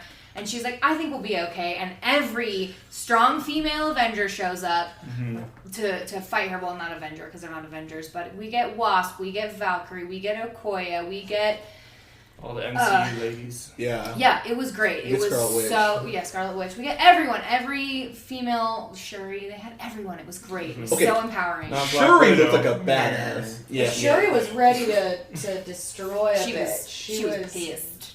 Yeah. So I will just say, and I like Colin will test this again. I would fuck yes when this happened. Cap is standing in front of everyone and he goes, "Avengers, pause, assemble." I was like, well done. yes, 1,000. Like, I was like, It was because it was everybody at that Literally point. every It was- character from the MCU at this point. Everybody. Yeah. That was like a cover to a comic book. It's like when they're all coming Yeah. in. It was like perfectly shot, like a comic book cover. yeah, it just. God, Yeah, they had I would love to see the slow motion of that panoramic like scene when they're all right. running towards Thanos' Yeah, army because, man, they did a lot. They had everybody. Yeah, Scarlet Witch Everybody is that can fly. flying Everybody in, can fly and, is flying. Everyone else is M'Baku running. and the rest of the Wakandans, because I do love M'Baku. Yeah, M'Baku. Yeah, That That's scene was sick. yeah. Because they've done that in like every Avengers. They'll have one slow motion, like everybody's charging to battle or something. But like this time, it was literally everybody that's been introduced. Well, seeing that's everyone, alive. hearing T'Challa start to chant again, you see all the people from Wakanda like file in behind him. I was like, I got chills when I saw that shot. I was like, yep. I was like, yep, this is what I want, movie. And you get Thanos one-on-one with Captain Marvel for a little bit, which I was like, oh, hell yes. He was beating his ass. Yeah, she can hold her own against him. Yeah, Thanos had to cheat and use the Power Stone To dick. hit her. Dick. Yeah. So I mean, let's get to it. I mean, we've talked about it. So Thanos, of course, has the gets the gauntlet. And so it's really just different people like intercepting him, trying to stop him. So Captain Marvel jumps in, Cap jumps in, Thor jumps in, and Iron Man is doing every fucking thing he possibly can. And so Thanos could snap his fingers. But you see Iron Man's glove. Iron Man did a little switcheroo, a little sleight of hand, as it were. Slide of Iron Man, if you will. And thank you. But he looks Thanos right in the eye and goes, "I am," pauses. Iron Man snaps his fingers. That was sick. I mean, and you see the gauntlet just burning Tony, just draining his energy. And it led to one of the most heartbreaking death scenes I've seen in a while. I was like, oh, wow. Because I knew Iron Man was going to die. Like, there's no part of me that went, he's going to get out of this, like, safe. But that... Peter runs over and is like, "Mr. Stark, like, you did it. Like, you can get up." And Him like, crying was what got me. and I'm just like, I'm like, stop this all right now. Like, please stand up. But I knew he had to go. And It was crazy, too, because he didn't really have last words, either. It was everybody else was talking to him. Yep. He just kind of was there, like... But his story crazy. arc had, like, fully completed, I think. Like, they show in the 5 years after the snap, he got really lucky because Pepper didn't get just vanished. He dodged a fucking He I bullet. didn't did, even talk so- about that. It's like how they got so lucky. Yeah, and so they have a kid. They have a little girl who's 5. Her Mm-hmm. name, 4 or 5. Her name's Morgan, and she's adorable. She's the cutest little girl. After he got dragged back to Earth from Captain Marvel. Yeah. So he got to actually become a father and like became like a better person, and he went from being like you were saying, he went from only caring about himself to really caring about everybody, and like Pepper's last words to him was like, "It's okay, you can rest now." I love when she said that word. When she said, "We're gonna be okay." I was like, "Oh," and then you just see him kind of like go like, "Okay," and then just kind of pass on. I was like, "Oh my god!" Like, so again, knew it was coming, hit me like a truck. I was like, I don't like that Good job at all. Alea, kind of your thoughts on that? Oh, I cried so hard. You did. You were gripping my hand. Like we were both like, "Oh man!" Yeah. I just think it was beautiful. Like he went out kind of how he always kind of imagined that he'd go out. Yeah. After he kind of becomes Iron Man, and I think it is really sweet that they only had like Pepper and Spider-Man there. I agree. War Machine too. But, War Machine. But I feel like that's still appropriate. Yeah, they I didn't thought it have was anybody nice that they else. weren't like crowding him, and making it like a pity party. That it was like the two main people in his life that he ultimately wanted to take care of were the last people to talk to him. Yeah, and I'm really happy that Peter got that closure. It's a crazy 180 as far as what we saw. In Infinity War. Yeah, that's right. We'll see what happens in Spider-Man now, though. Too, he might have issues with Tony, but Yeah, that's right. So I will say one thing I was a little confused on. I'm curious how the will is gonna work because he recorded something, but it didn't really get into that. So does Pepper take over and? Isn't she already running Stark Industries? Yeah, she already was. I think. She already was. So does she help fund West Coast Avengers? What happens to? Because it's not like his money goes away. No, I think they're gonna put it with Happy. I think because that's an interesting theory. I think Gwyneth Paltrow is also done, even though her character is still alive, so she could come back. But I think that Happy is going to be like their way of still using Stark, but not having Tony Stark for a while. Yeah. Because there is a scene in the Spider-Man trailer where he has a really big check. Yeah. So I think that would make sense if it was from the Stark Foundation. Yeah. Now, I'm going to throw this out there. Do you think we get Ironheart in the next 5 years? I personally think we'll have her by... 20... I'll say 2025 we'll have an Ironheart movie. There's a chance that they could, even though Monica Rambeau from the little girl from Captain Marvel ends up becoming... Photon. Yeah. So she becomes another Captain Marvel-esque. I could also see them moving her to being Ironheart instead of making her Photon. I want to see Shuri become Iron. So, what's funny? That's what I've been saying for a while. I want Shuri to be Ironheart. Because I'll be honest, I don't want T'Challa to die and not be Black Panther. Exactly. So they could. She's smart enough. Oh, absolutely. And what they could do, and Captain Marvel, she's primarily in California. I really think that Shuri could be ahead of West Coast Avengers because the Wakandan Oakland is in Oakland. Yeah. Oakland. Well done, sir. Yeah. Oaktown. Yeah, and I just found that very interesting. Ryan Coogler's from Oakland, so he said it was a tribute to the city too. But that's very convenient. That's on the West Coast. So I'm I don't believe you. I never even thought about that. That's crazy. Oh no! So when we reviewed Black Panther, I was hammering that point home. We are getting West Coast goddamn. I'm telling people, and but Iron Man though, it's fun for me because, like I said, I hated him in Civil War and even Infinity War, where he's I won't call Steve. You're a dick. Call him. Stop. But even in the beginning of this movie, they still are harboring or he at least is harboring so much resentment towards Steve. And when we were getting ready for Endgame, the Russo brothers did an interview, and they said the two movies that you should watch before you watch Endgame are, of course, Infinity War. And they said Civil War, and it's because there is still so much residual things that came from Civil War, especially in the scene where they're trying to decide if they should go after Thanos. Iron Man, Tony goes on to this whole crazy rant, and he calls Steve a liar. He's I don't trust you at all. You're a liar. And I'm that's all coming from Civil War, which is still it was 2 years ago in their timeline. Yeah, I would like to point out that Iron Man was also hunting Steve down. I mean, let's I mean, that. And like you said, he didn't call him in Infinity War when he totally had the chance to. So it's like, So when he goes like, you failed, I'm like, you could have called him. Yeah, you weren't there. I'm like, well, Peter might not have died if you called him. You know? And even Bruce was like, call him, Tony. Like, whatever. I'm like, also Bruce so petty.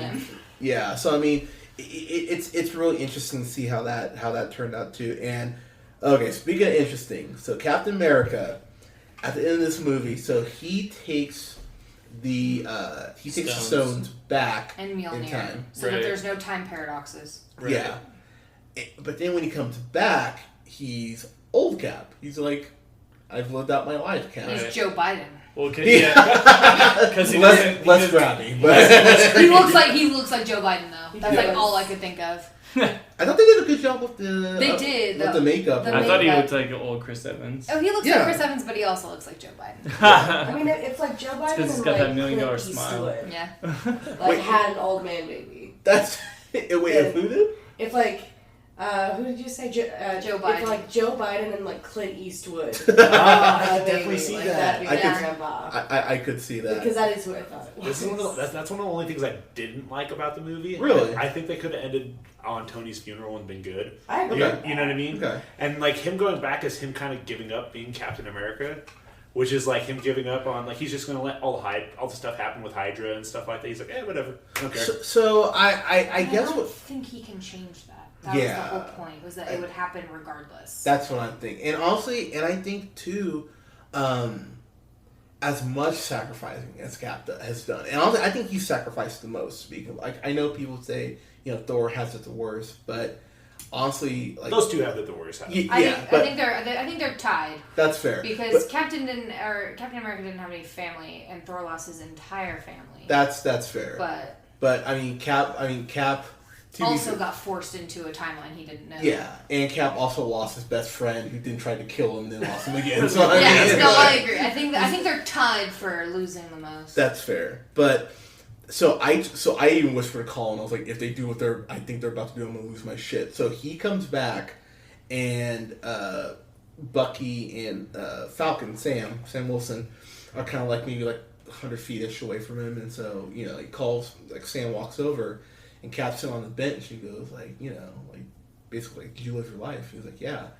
And he's like, like, you want to tell me about the girl? And Cap kind of looks at him and goes, no, I think I'm going to tell you about her. And he hands him his fucking shield, and again, instant squeal. I was like, oh my god, if they're making Falcon Cap right now, I'm going to... And it looks like that's the direction they're going. Yeah, they're making Captain Which I'm stoked on. I'm really glad that Bucky is not going to be Captain America. I am too. Same. Yeah. I think Bucky works as an anti-hero. Yeah. Yeah. He's better at like that. I agree. And honestly, they had a great run a couple years ago, and they've done it a couple times, but of Falcon as Captain America, like kind of dealing with the whole Black Lives Matter thing and all that, and which they could do in the show that's coming out too. Yeah, true. I'm really happy that that's the direction they're going, because Captain America is such an amazing character.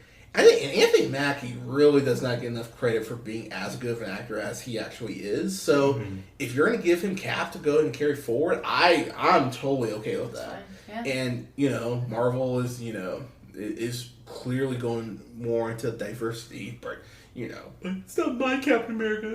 But, he's Captain America in the comics. No, you can't fight it. But I can already hear people like they're pandering. God, next we'll have another woman lead a superhero movie. Like, it's like, shut the fuck up. Captain Marvel made $1 billion, so you can go fuck yourself. Yeah. Which good for Brie Larson and everybody doing that. But that was just for me, because I really enjoy Falcon as a character. That was a pretty emotional moment for me there. I was like, oh damn, alright. Because I was not expecting that. I thought that they maybe just retired the mantle and that would be it. But no, the second that he didn't come back, I was like, they're either going to end it with him not coming back at all, and then when Bucky saw him, I was like, oh, it's Old Man Cap, and whoever walks up to him is going to become the new Captain America. And Bucky has Sam walk forward, and I was like, they're going to do Falcon as Captain America.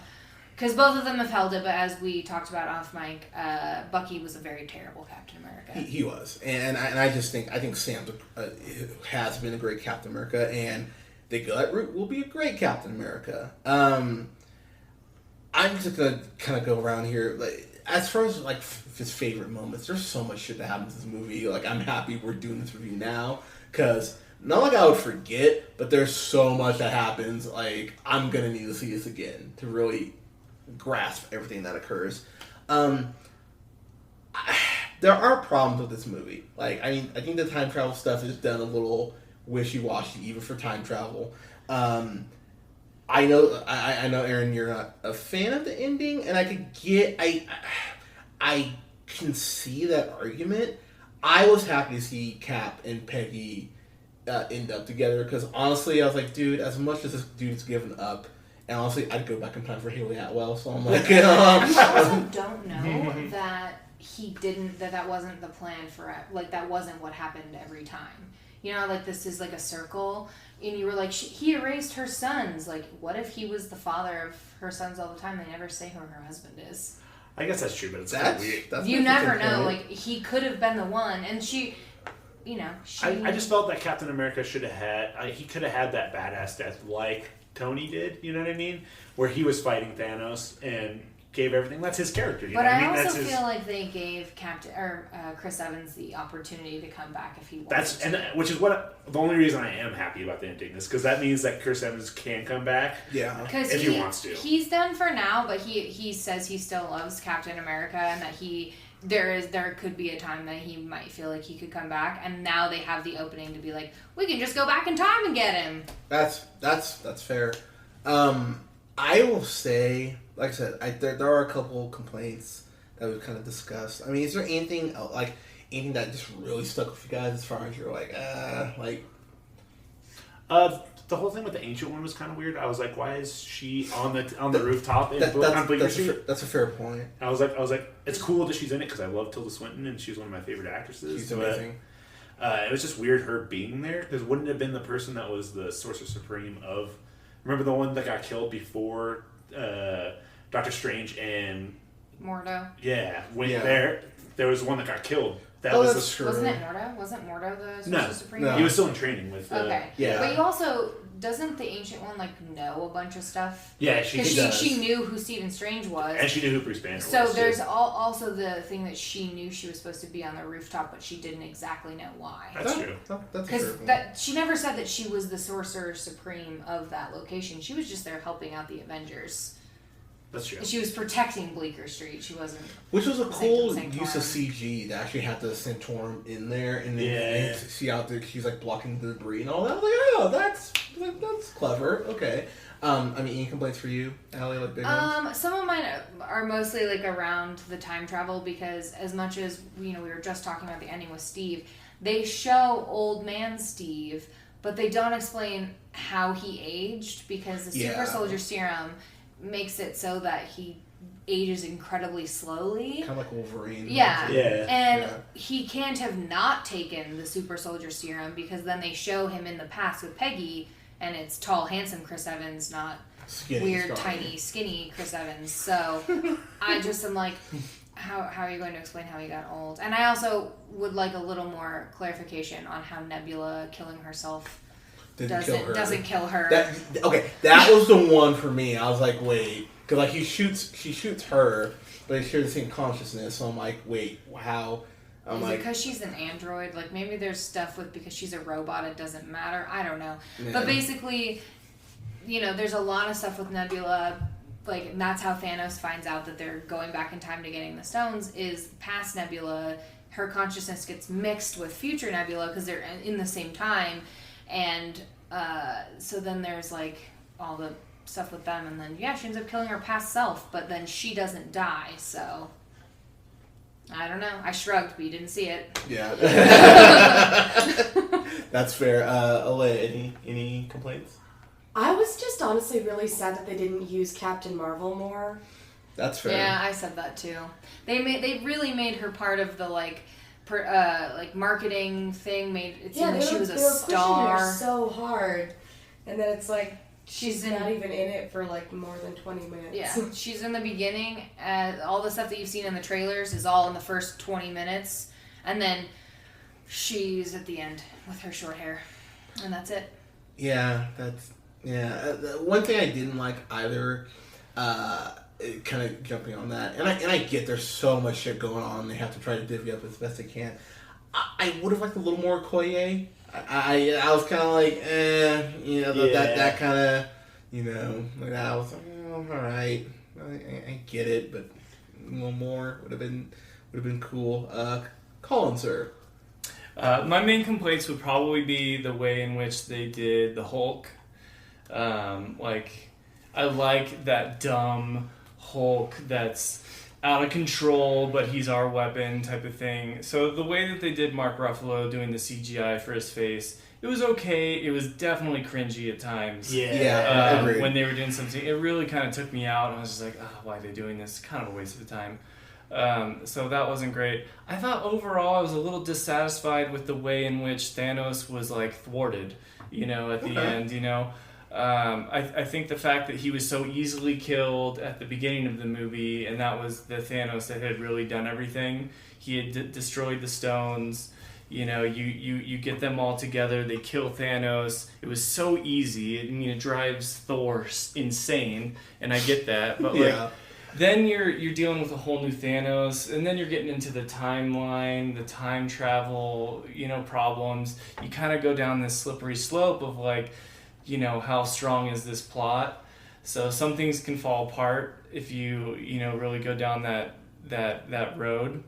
So I was a little bummed out with how Thanos was, but overall those were minor complaints to what I really enjoyed about the movie, I'd say. All right, fair enough. So I'll say as we wrap up here and give our grades, this is gonna be a weird way to kind of present my grade, but I'm gonna do it. Whatever. For the bulk of this movie, it's an A. It's a solid A for me, for 75% of it. But the last quarter of it, I loved it so much. Because, like I said, the last quarter alone would make this a B. A solid B, just the last quarter. But because of the emotion of the MCU, because of the amount of surprises I got, Colin will tell you when Rescue showed up, I'm like, oh my gosh, Rescue! Genuinely caught me. I didn't even know what was happening at the time. That genuinely caught me so off guard. To seeing M'Baku and everyone from Wakanda. Black Panther showing up, I was just like, oh man, I am all about everything that's happening right now. I was basically you've seen those compilation videos of black people when David Blaine does magic and they go running away. That was basically me. The last half hour of the movie. I was and the fact that this movie just didn't fall apart at the seams in itself is really fucking impressive. People fucked up movies that are way less difficult. Hellboy, So I give the Russos a lot of credit. Narratively, I think Infinity War is stronger, but as far as crowd pleasing at the end, this is better. So it's kind of a wash almost. So I'm kind of so I'm gonna give it an A+. It's not quite a fan-fucking-tastic, just because there were those little things I was So I want to be fair with my grade, but again, that last 30 minutes is a fan-fucking-tastic. Most of the movie's an A, so it kind of balances to be an A+. So this will be in my top 10, and this actually makes me like Infinity War more, because Colin, as we talked about when we did our best of, which you should listen to if you haven't. The reason I didn't have Infinity War on my list is because it was an unfinished story. I needed to see how they wrapped it up. Mm-hmm. And since they wrapped this up, I thought so fucking well. I can go back and watch Infinity War and go, yeah, this is even better now. So, yeah, it's an A+. And I know some people will go what? But, yeah, it's an A+ for me. So, Alea, dear, your final thoughts and grade? I really, really loved it. The only thing that I didn't like was the lack of Captain Marvel. Especially because the releases of the two films were just so close to... That's a fair point. For Marvel. I was very upset by that. So other than that, like I'd probably give it an A. Give an I would give it an A+ if there's more Captain Marvel, but sadness. But hey, that's her answer. I would probably give an A as well, just because of the last 45 minutes. Right when Ant-Man gets blasted back by the rockets that come down, I was like, after that shit's real. Yeah. The rest of the movie. Yeah. So the first half was okay. It was good, but this movie, it really reminds me of like all the MCU movies. It's kind of like a wrap up of everything. Okay. So it kind of feels like it has the really high highs of the MCU and the lows of the MCUs as well. You know what I mean? Okay. So even their lows are not that low. Exactly. They're not as low as Batman vs Superman. Yeah. Because when you say lows, I think Dark World. I'm like, well, it's not bad. Fuck. I was like, honestly, the Dark World is saved by Tom Hiddleston. Yeah, like that. He covers a lot of sins, and I will say the goodbye Thor got to have with his mom, I thought was super well done. I was like, okay, and as Guardians of the Galaxy, I'm excited. So excited. we did not talk about that. So Gamora and Nebula like peace out during the battle. Nebula doesn't. She's on the ship. Okay, right? so we should tell you guys that since Thanos comes into the future from 2014, Gamora comes with him, but it's pre-Guardians of the Galaxy Gamora, so she doesn't know anybody but Nebula. She still wants to destroy Thanos. Yeah. But she doesn't know any of them. So Gamora's alive. She needs Star-Lord in the balls. Yeah. He gets this tearful, he's like, I love you. He's so excited to see her, like, thinks he lost her, and she's like, who the fuck is this guy? The best line is she's like, this is him, this is the one. And Nebula's like, your choices were him or a tree, which was great. Yeah, I did laugh really hard at that. They gave Nebula a lot of funny lines this time. They did. And yeah, but yeah, they're setting up as the Guardians of the Galaxy, which, fuck yes. If they showed anything in the MCU in the last couple years, is that Thor can be really funny, and Ragnarok was like a reset, honestly, for the character. So if I get more Thor with Drax, I'm totally okay. You think he would have died if Ragnarok had not happened? I think he would have. Yeah, I think so too. I think if people had responded as well to Ragnarok as they did, that would be gone. Taika Waititi's in talks to do the fourth Thor already. Is he really? Yeah, they're already talking to him about it. And his chemistry from Infinity War with the Guardians was so good that that's who he leaves with. He gets on the ship and all of them are alive, and so they're probably going to go searching for Gamora, but he's now a Guardian of the Galaxy, or as they said, as Guardians of the Galaxy, so. And now you can have Adam Warlock, you can bring him in. Well, he's already been hinted. Created, yeah. So I hope that's what we get in the next one. Yeah, I'm ready for him to go back into space. Yeah. I do like space. I do like when they their cosmic stories are probably my favorite. Really? Okay. Yeah. Okay. Like, he wants them to do all that because he wants Silver Surfer. Oh, but I need a Silver Surfer, good Silver Surfer movie in my life. I mean, I'd be happy with a good Fantastic Four movie. Yes. Because we need to get that first. If they can do Galactus right, then I'm just saying. I was like, at the end of this, I'm going to ask everybody who they think the next big Marvel villain is going to be. That is fair. Sorry, you're great. My bad. Oh, no, it's fine. I'm also going to give it an A. They didn't answer my biggest question, which was, where the fuck is Goose? That is true. Goose the cat. Where's Goose? Guys, the cat. Yeah. That's Captain Marvel's cat. Yes. He's a flirkin. He's not a cat. Yeah. Did you not hear me say that to Megan? Yeah. She's like, a cat would not have survived that battle. I was like, he's a flirkin. Excuse me. It's like, know your shit. No. Okay, so I loved so much about it. I agree with Aaron that I do feel like it's like a big wrap up of everything. There are times where I was like, oh, this plot's a little shaky, but there are never times where I was like, I don't like what they're going with this. I don't like any of this. I enjoyed myself the whole time, and as we've said, the last 45 minutes are badass, and even though Captain Marvel was definitely not in it enough, her entrance and her part in that battle were so cool and so worthwhile that I'm like, okay. Most badass scene in the whole movie, in my opinion. Really? Was Captain Marvel going through the ship. So he has his friggin' he's attacking his own army because he's getting his fucking ass handed to him by Scarlet Witch because she's so pissed about him taking Vision from her. She went next level for sure. So he's about to die. Like, she's ripping him to shreds with her freaking mutant powers, and so he has them turn the ship's blasters on everybody. And even though Corvus Glaive is like, you will kill us too, he's like, I don't fucking care, do it. Yeah. Yeah, because all the Black Order is back. Squidward is back, guys. Yeah, Squidward. So they all start attacking everybody, and they're all covering each other because they're all starting to get attacked, and then all of them stop shooting the ground and pan up and start shooting the air. And it's because freaking Captain Marvel is there, and she is so powerful that they're like, fuck, we need to get her out now. And then she fucking flies to their ship. Like she does to one of Ronan's ships. So when Thanos headbutts her and it has no effect because she went binary, dude, that was... I got goosebumps on that shit. I was like, oh my god. I was like, yes, yeah, I agree. I think if they hadn't advertised Captain Marvel so much, I wouldn't have been as disappointed. Yeah, because like everyone was so sure that she was going to take down Thanos. Like she's the one who's going to do it. And they kind of gave us a little bit of that in that final scene. But really, this movie was about closing the chapter of the first 6 Avengers. And I think if they had made that a little more clear in their marketing, then people wouldn't have been so like disappointed with the lack of Okoye and the lack of Captain Marvel. Because they were all part of the press tour as well, and if they just been like, hey guys, this is really about the core Avengers. Yeah. Especially after they all got their freaking handprints at the Chinese theater. Just the first 6 did.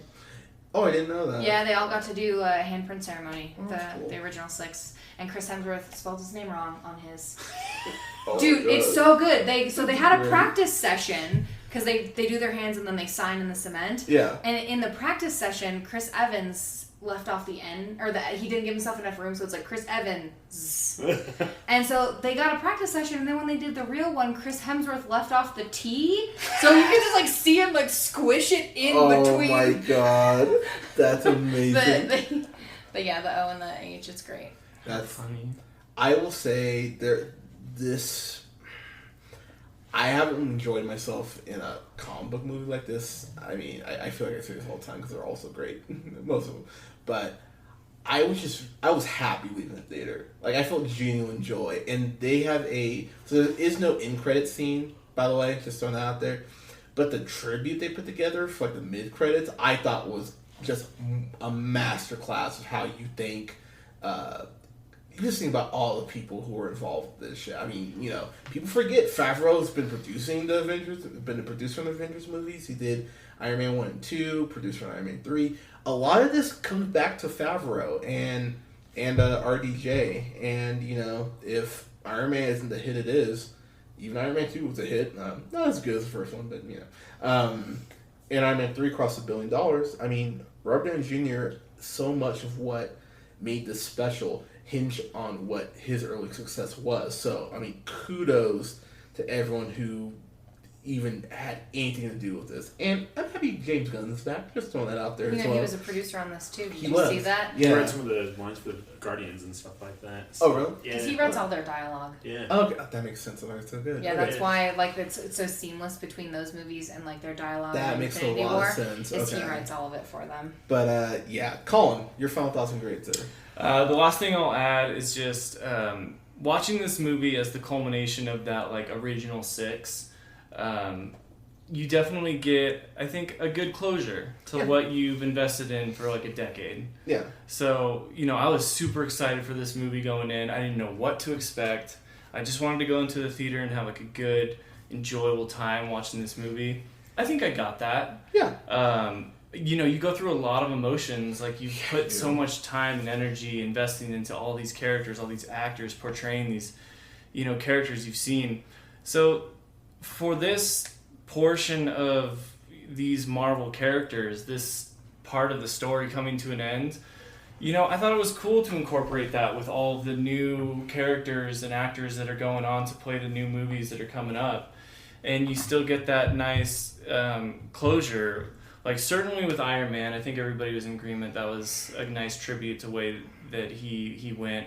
I kind of liked the way Captain America, they did it.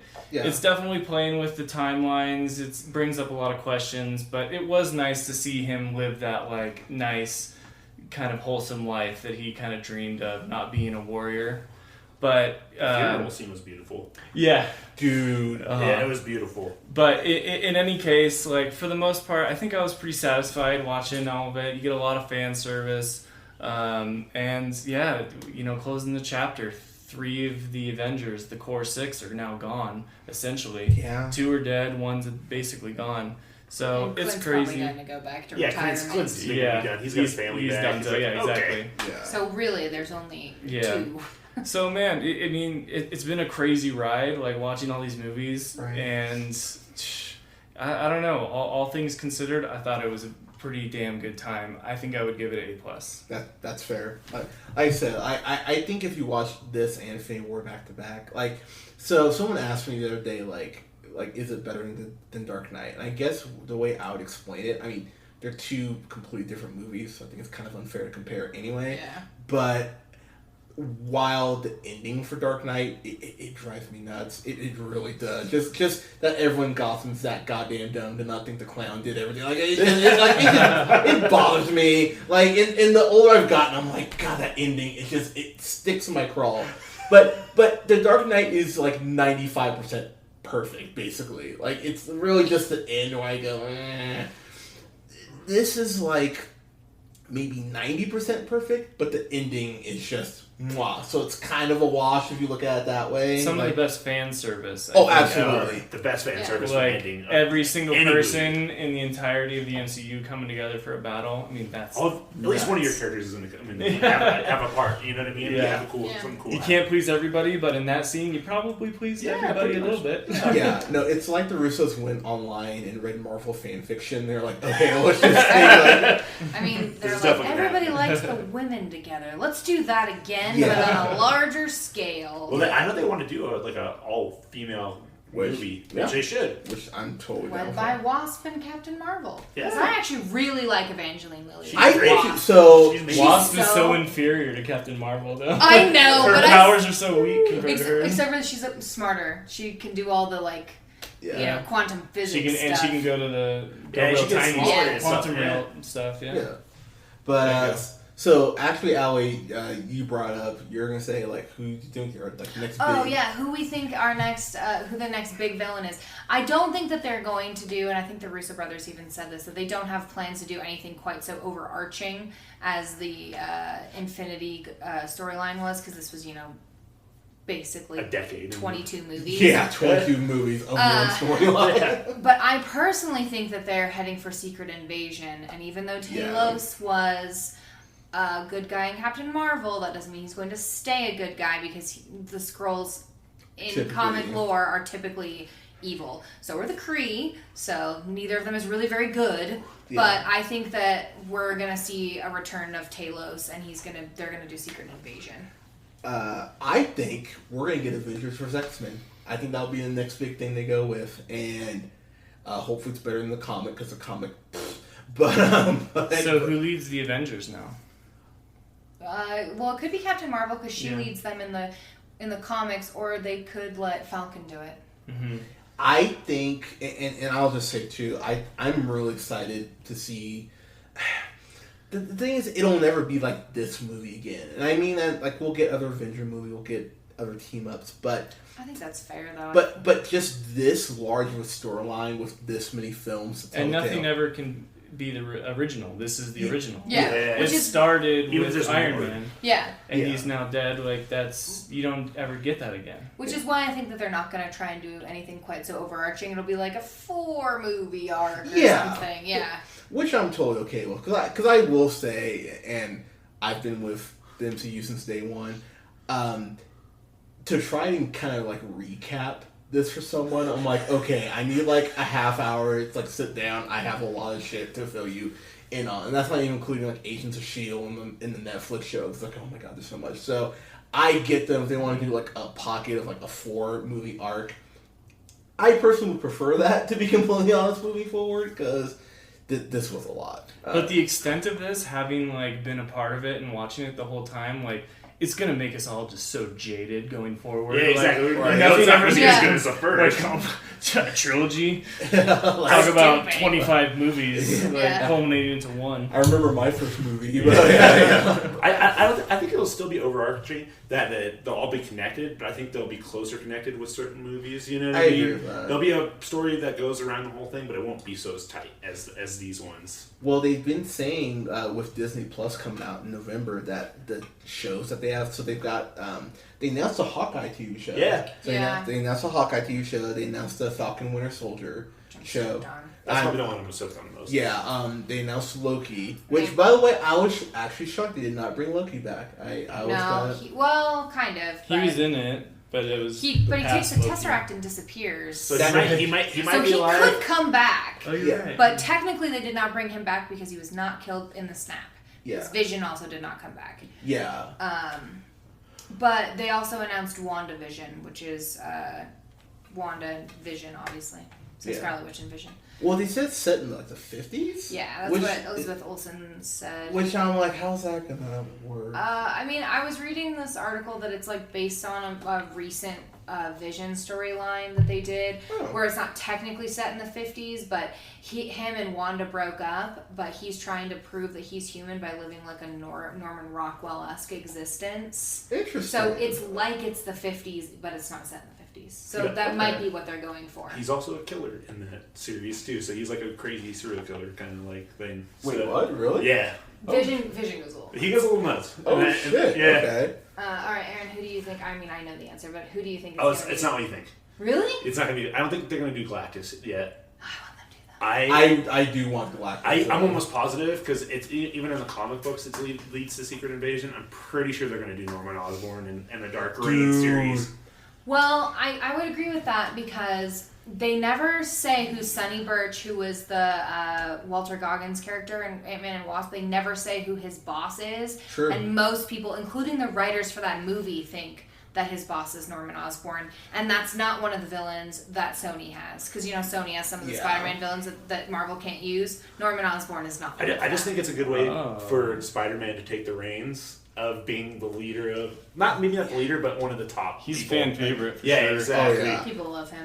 I mean, you could just tell by the theater's reaction. You know, when he he came got back the on. biggest reaction. Yeah. So I'm just gonna say right now too, and I've been saying this since Homecoming. Colin will test this. I think that since Avengers Tower is under construction because they sold Stark sold the building, it's the Baxter Building. I've been saying You it. think so? I think it's the Baxter. I was thinking it was a Norman, but I think it's one of the two. I think it's one of the two. Yeah. It would be Baxter Building. It would be Oscorp. Maybe they'll show it in I think Far From Home. Far From Home. I think that might be the mid credits. That would be a great mid credits. It's just like coming up. It's just like Especially because Marvel said they're not announcing any movies until Spider-Man. Yeah. So we won't know anything, and I'm sure Spider-Man has a mid-credit scene, but... So if I'm casting Fantastic Four, I get John Krasinski and Emily Blunt immediately. Oh yeah. That'd be great. The married couple, that'd be so cute. They'd be a great. They'd be a great reading Sue Storm. Like they would be fantastic. Quiet Place was dope. It was. I think Yes, that it Disney's was. gonna wait to do Fantastic Four for a little bit because I think the stigma from that remake is still there. So I think they're gonna wait. I think we'll have a Fantastic Four movie. So I think we'll have a Fantastic Four film by 2025. I think As we'll long have. as you do it well, people will like it. Yeah, I just think people right now are so Kevin Feige put said he has off the by next it. 5 years set already planned out. Yeah. And so he said that he does that X-Men and Fantastic Four is not in any of his plans. Right I just honestly I don't believe him. I can see that. I can see him. I think Kevin Feige's full of shit. Yeah. But he might have also like Changed, yeah. and things like when he made the plan that was probably before they owned Fox. Yeah, and keep in mind they were going to do an Inhumans movie. And then they made a show. We don't talk about that. Yeah, that Inhumans show was so bad. Colin, any thoughts on who the next villain's going to be? The next villain, Yeah. man, I hope it comes from Spider-Man. That would be dope. You know, like overarching Spider-Man villain, because Spider-Man's got some of the best. Doctor Doom would be a very good choice. Too. I think they're gonna wait and pull him off because they gotta pull him off like perfect. Yeah. Dude, I really wish that they like had Doctor Doom for the Infinity Gauntlet because He's in the Infinity Gauntlet comic, but he's with the Avengers. He's the only villain that works with the Avengers because Mephisto is working with Thanos, and Thanos is like way crazier in the comic. But the best thing is that like Doctor Doom he's like yeah, I'll totally help you guys. Like I know you all hate me, but I'll totally help you. I don't have ulterior motives. And then he's like, I'm gonna get the gauntlet, ha ha ha! Like it's great. I love Doctor Doom, and I just wish they'd had him for this because it would have been funny to have him just be like, I'm on your side. It's fine. Yeah, Doctor Doom's kind of I love him though, honestly. But he's a great character. He's a great character. It bothers me though that they can't figure him out. Like, I know. like he has a little face. He's like a sorcerer, but he's a wizard sometimes too. Yeah. Like that's easy, and they can't fucking get it right. They make the metal face cool too. Yeah. Like they have the ability to, Yeah, just take Iron Man armor and tweak it a little bit. Oh, that'd be cool if you like found it. Ooh, I didn't even think about that. That's a cool idea. See? There you go. Yeah. Like, maybe we'll get an actual Mandarin someday, but you know. I'm happy with the last one. I don't have a problem with the twist in Iron Man 3, but I know a lot of people who are like, I expected the Mandarin. I'm like, you mean that racist character? Sure, sorry. Yeah, exactly. I freaking loved that. I thought Aldrich Killian being the actual Mandarin was kind of cool. I thought it made sense. For what they set up, it made a lot of sense. Yeah, and you're right. If you actually read Iron Man comics, the Mandarin is a stereotype. Really racist. He's a stereotype, and so they were like, we need to move away from that. We can't do this. Yeah. It's like how they called M'Baku Man-Ape in the comics, and it's like, like, that won't fly now, no, sorry. He's a gorilla now. And now they have handsome-ass Winston Duke playing him. Right? And don't worry, they're going to start drawing him to look like that, because if you get, like, Peter Quill, for a while they drew him to look like Chris Pratt. Yeah. The Guardians are in Captain Marvel comics a lot, because, they're both in space. Yeah. But now, Peter Quill has a beard, and he's like, he actually looks a lot like Thor. And I'm like, he's handsome now. Too handsome for Chris Pratt. Handsomer than... I don't like Chris Pratt as a person. Yeah, that's fair. It really bums me out because I really used to love him, and then he is crazy. After the whole Ellen Page stuff, I will admit, I kind of backed up on him a little bit. I was like, ooh. Yeah, I was like, oh, I liked you. You were so good in Parks and Rec. Why'd you ruin it? Yeah. So wholesome. Yeah. Dumb. Everyone liked you. And I was like, and now you're just like overly religious and comparing your divorce to gay people's struggles, so... Wait, did he do that? Yeah, that was what his response to Ellen Page was like, well, I don't know what you're talking about because my church has really helped me. Like, divorce isn't in the Bible, but they helped me through my divorce. And she's like, your divorce is not the same as what gay people go through, you fucking asshole. Oh, I didn't know he said that. Yeah, he's an idiot. Oh, that makes me sad. He's also extremely intense about his meat eating. Like, I'm vegetarian and have been for 12 years. I don't care if other people eat meat, but he's so aggressive about his meat eating. He's like the exact opposite of a vegan. It really annoys me. So it's like what some people think vegan stereotypes are, but for meat? Yeah. Oh, that's horrifying. It's so annoying. I'm like, okay, dude, I get it. You have a farm. You like lamb. Well, like, you do have to kill the lamb first, or try to eat one whole one to do the really bad experience. But how'd that go for you? Yeah, it screamed a lot. Oh, yeah, I bet. Yeah, not like the puppet, but yeah. Lamb chops, huh? Yeah, like a little lamb chop reference there. That's a deep reference. That was a deep cut. Yeah, what can I say? Alright, well, I guess we'll see in Spider-Man what our mid-credit scene is. That'll give us a hint into the next moves they're going with. Yeah, like, I don't know if Marvel's skipping Comic-Con this year. I assume they're not, because they'll probably have shit to actually promote. Because I'm sure they will. They might, because of Disney has their own, like, convention. That's true. Everyone's starting to do that now, have their own convention. I know, but Star Wars was announced at Comic-Con this last year. Yeah, it's true. So, and that's Disney too. So, actually, you brought that up just real quick. Thoughts on the new Star Wars? Excited? Nervous? I'm scared. I'll be honest. Here's the thing. I love Lando, and I love that they're going back to the Emperor because he's a great villain. But I really hate that Daisy Ridley has no training, and she's like, "I'm the best Jedi there is." I'm like, even fucking Anakin, who was supposed to be the number one. They wrote a prophecy about him. He still had to be trained, and she can just fucking control people's minds instantly. No, not having it. Damn. I'm not a fan of J.J. Abrams, honestly. To tell you the truth. Not a fan, huh? No. I hated Force Awakens. Really? So, okay. I really didn't like Last Jedi. It was bad. So I'm not really that pumped for this. Me either. I'm kind of mad on it. So I enjoyed the hell out of Force Awakens. See, I like Force Awakens too. Last Jedi, I remember when me and Alea went and saw it. Alea and I, pardon me, went and saw it. Because I can just hear someone. Actually, it's but we went and saw it, and we just both left at the end. We were like, eh. Like that was the reaction we both. We were just like. Yoda showing up, that was great, and then they had porgs. Everyone likes a good porg. Yeah, they had some cool stuff. Basically, anything that had to do with Luke, because I love that he was just like, the like Jedi are done. I'm thing. fucking over this. Yeah. Jedi are stupid. Go away. I'm like, yes, Luke, I'm about this. But everything else, I was kind of like, they really like made General Hux, like he's supposed to be this like badass general. They kind of just like made him a joke. I hate that. I hate they made him such a joke. Yeah. He's not like he should be very intimidating. And like if you go back to the original movies, like that the guy like in Grand that Moff position, Tarkin, Grand Moff Tarkin was scary as fuck. Yeah, and like instead, this guy's an absolute joke. And I feel bad because it's not like he's trying, but they're like giving like Poe's fucking with him at the like, start of the movie. Dude, no, this they give him isn't. slapstick like comedy to do. It's like Yeah. Okay. So Finn, oh my god, I hate that character. I'm sorry. So I love Finn in Force Awakens. I was like, okay, and it was like they were like, hey, you know Song of the South? Let's put that in Star Wars and let it be Finn. And I was like, wow, fuck this guy. Like, he's terrible. And now I don't even know if I want to make it to the end, to be completely honest. Exactly. I was like, you know what? I think he might die because John Boyega said he's done playing Finn after Rise of Skywalker. Did he? Yeah, he straight up said that in an interview. He's done with Finn. Well, so I think his character might. Well, hopefully we get Attack the Block 2 out of it then, because that would be way better. Yeah, you like that movie too.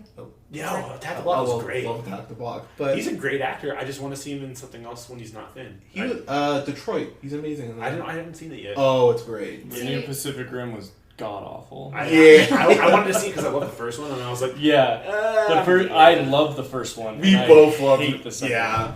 We were both very excited about the new Pacific Rim, and it just did not. No, it did not bad. work out well. God, did we see any other? So we saw Star Wars trailer.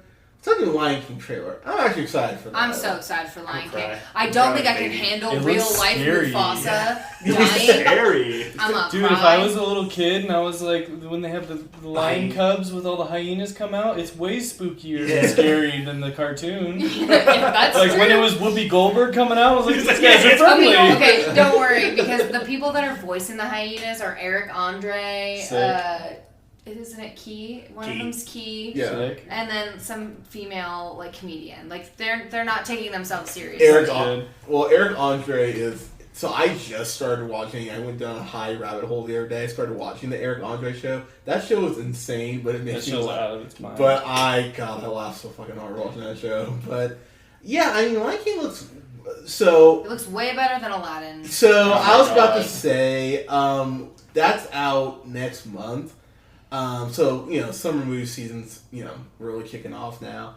I do not want to see Aladdin. I'm really worried about it. I'll go see it because honestly, there's a lot of things about it that I really like. Like I like super sexy Jafar. On board with that. Nice. I like that they have Raja as like a real tiger. Great. I like a lot of the stuff that they're doing. I think that if they can make Will Smith not blue the whole movie, like in a lot of the trailer, he's just like a regular dude. On board with that. Yeah. I'll go see it. I just don't. I think Lion King's gonna be better, and that's Jon Favreau. Yeah. Will Smith will rap in this movie. I guarantee you. Don't you say that. It Aladdin better was be an my end favorite. credits rap. You know it's happening. So we don't have to deal with Aladdin was it. my favorite want Disney it- movie, I want and him it to terrifies rap me that the there might be a plot. Will Smith rap at the end. No. From Agrabah, Born and Raised. We're gonna Yeah, he's gonna like come out Stealing with bread songs. loaves is how I spent most of my days. Oh! Damn! You know it's coming. Lord. No, the moment they cast Will Smith, I went, "Oh, this is a bad idea." I went, I was like, how could you not do Robin? Like, how do you go behind Robin? It's not possible. CGI the genie completely. Use Robin Williams' old audio. Dude, That's exactly what I would have done. It would have been great. I'm surprised they didn't just do that. Because there's no guy, like, the moment they cast Will Smith, I was like, I saw Bright. This is a bad idea. It's not like 100% Will Smith's fault. It's just that like the genie is one of Robin Williams' like iconic roles, and like that honestly he makes that movie what it is. It's so good because of him, and I feel like it would, no matter who was cast, it was never going to be an easy role to take on. And I feel like Will Smith will probably do his own thing with it, because in the trailer they show him sing Friend Like Me, but it's different, and I think that's fine. I just feel like it's hard. I know they're like, it's fine. It's fine. It's fine. Like, I'll sit through it.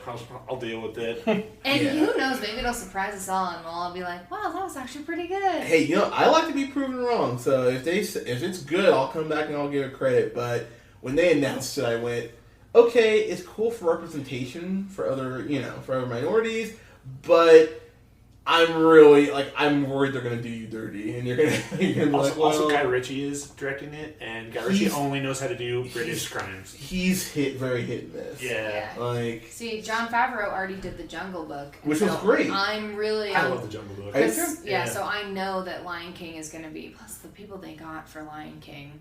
I mean, Donald Glover is adult Simba, and Beyonce, who she can't act, is Nala, and so they cast people who can sing and act, and I think it'll be good. Oh god, was it? Well, damn it, I totally had it and I just lost it. Wait, Lion King, Aladdin. Oh, the girl who plays Princess Jasmine, she was in Power Rangers. She's the Yellow Ranger, right? Yellow Ranger. Yellow, yeah. She's a lesbos in that movie. Yeah, she is.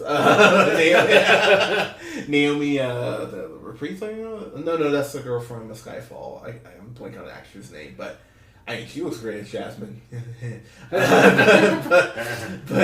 but yeah, I love the set design. Like, I will say the sets, I'm like, oh, okay, but it's got to be a 2-hour movie, and Jafar. His voice bugs me. No, I'm right there with you. It's like a mouse talking. Hey, I'm Jafar. It's like someone had a bunch of helium. Yeah, exactly. I'm worried about it, but Lion King should be fine. I think Lion King's actually going to be really good. I think they're going to do a good job. Because they did the right thing by casting James Earl Jones. They were like, yeah, we know that nobody else could do Mufasa, so we'll just hire him to do Mufasa again. Yeah, exactly. That was smart. Yeah. You can't replace that voice. No. Yeah. And I wish they'd gotten Jeremy Irons, but there's always they might have tried, and he might have just said no, had a conflict. Yeah, that's true. I think Chiwetel Ejiofor will do a good job, though. Oh yeah, he's fucking delightful. Guys, have you seen Endgame? If you haven't, please go see Endgame. What? Yeah. We're still reviewing this movie? Oh, yeah. Well, so I will say there are a couple trailers before this, and I was like, oh my god, can we get to the point? I was like, if there were no trailers, but cool, but they're like, so much anxiety, just come on, I'm tired of this. There's here's something for your local optometrist. I'm like, I don't fucking care. Can I get the goddamn Endgame, please? But show me Fat Thor. But he's packing on masks. He's packing on masks. Yeah, you know what? Mac from It's Always Sunny would be a great Thor. I would totally watch that. I would watch the shit out of that. Hemsworth doesn't want to do it anymore. And it's call Mac. Call Fat Mac. He was in Game of Thrones, so... Oh, was he? Yeah. So the guys who are showrunners on Game of Thrones are also have done a couple episodes of It's Always Sunny. Oh, Flowers really? for Charlie, actually, which is one of my favorite I love episodes. That one. Yeah. Yeah. So they are friends with all of them, and the first episode of this season, when I know you know none of the characters because you don't watch it, but Theon goes to rescue his sister.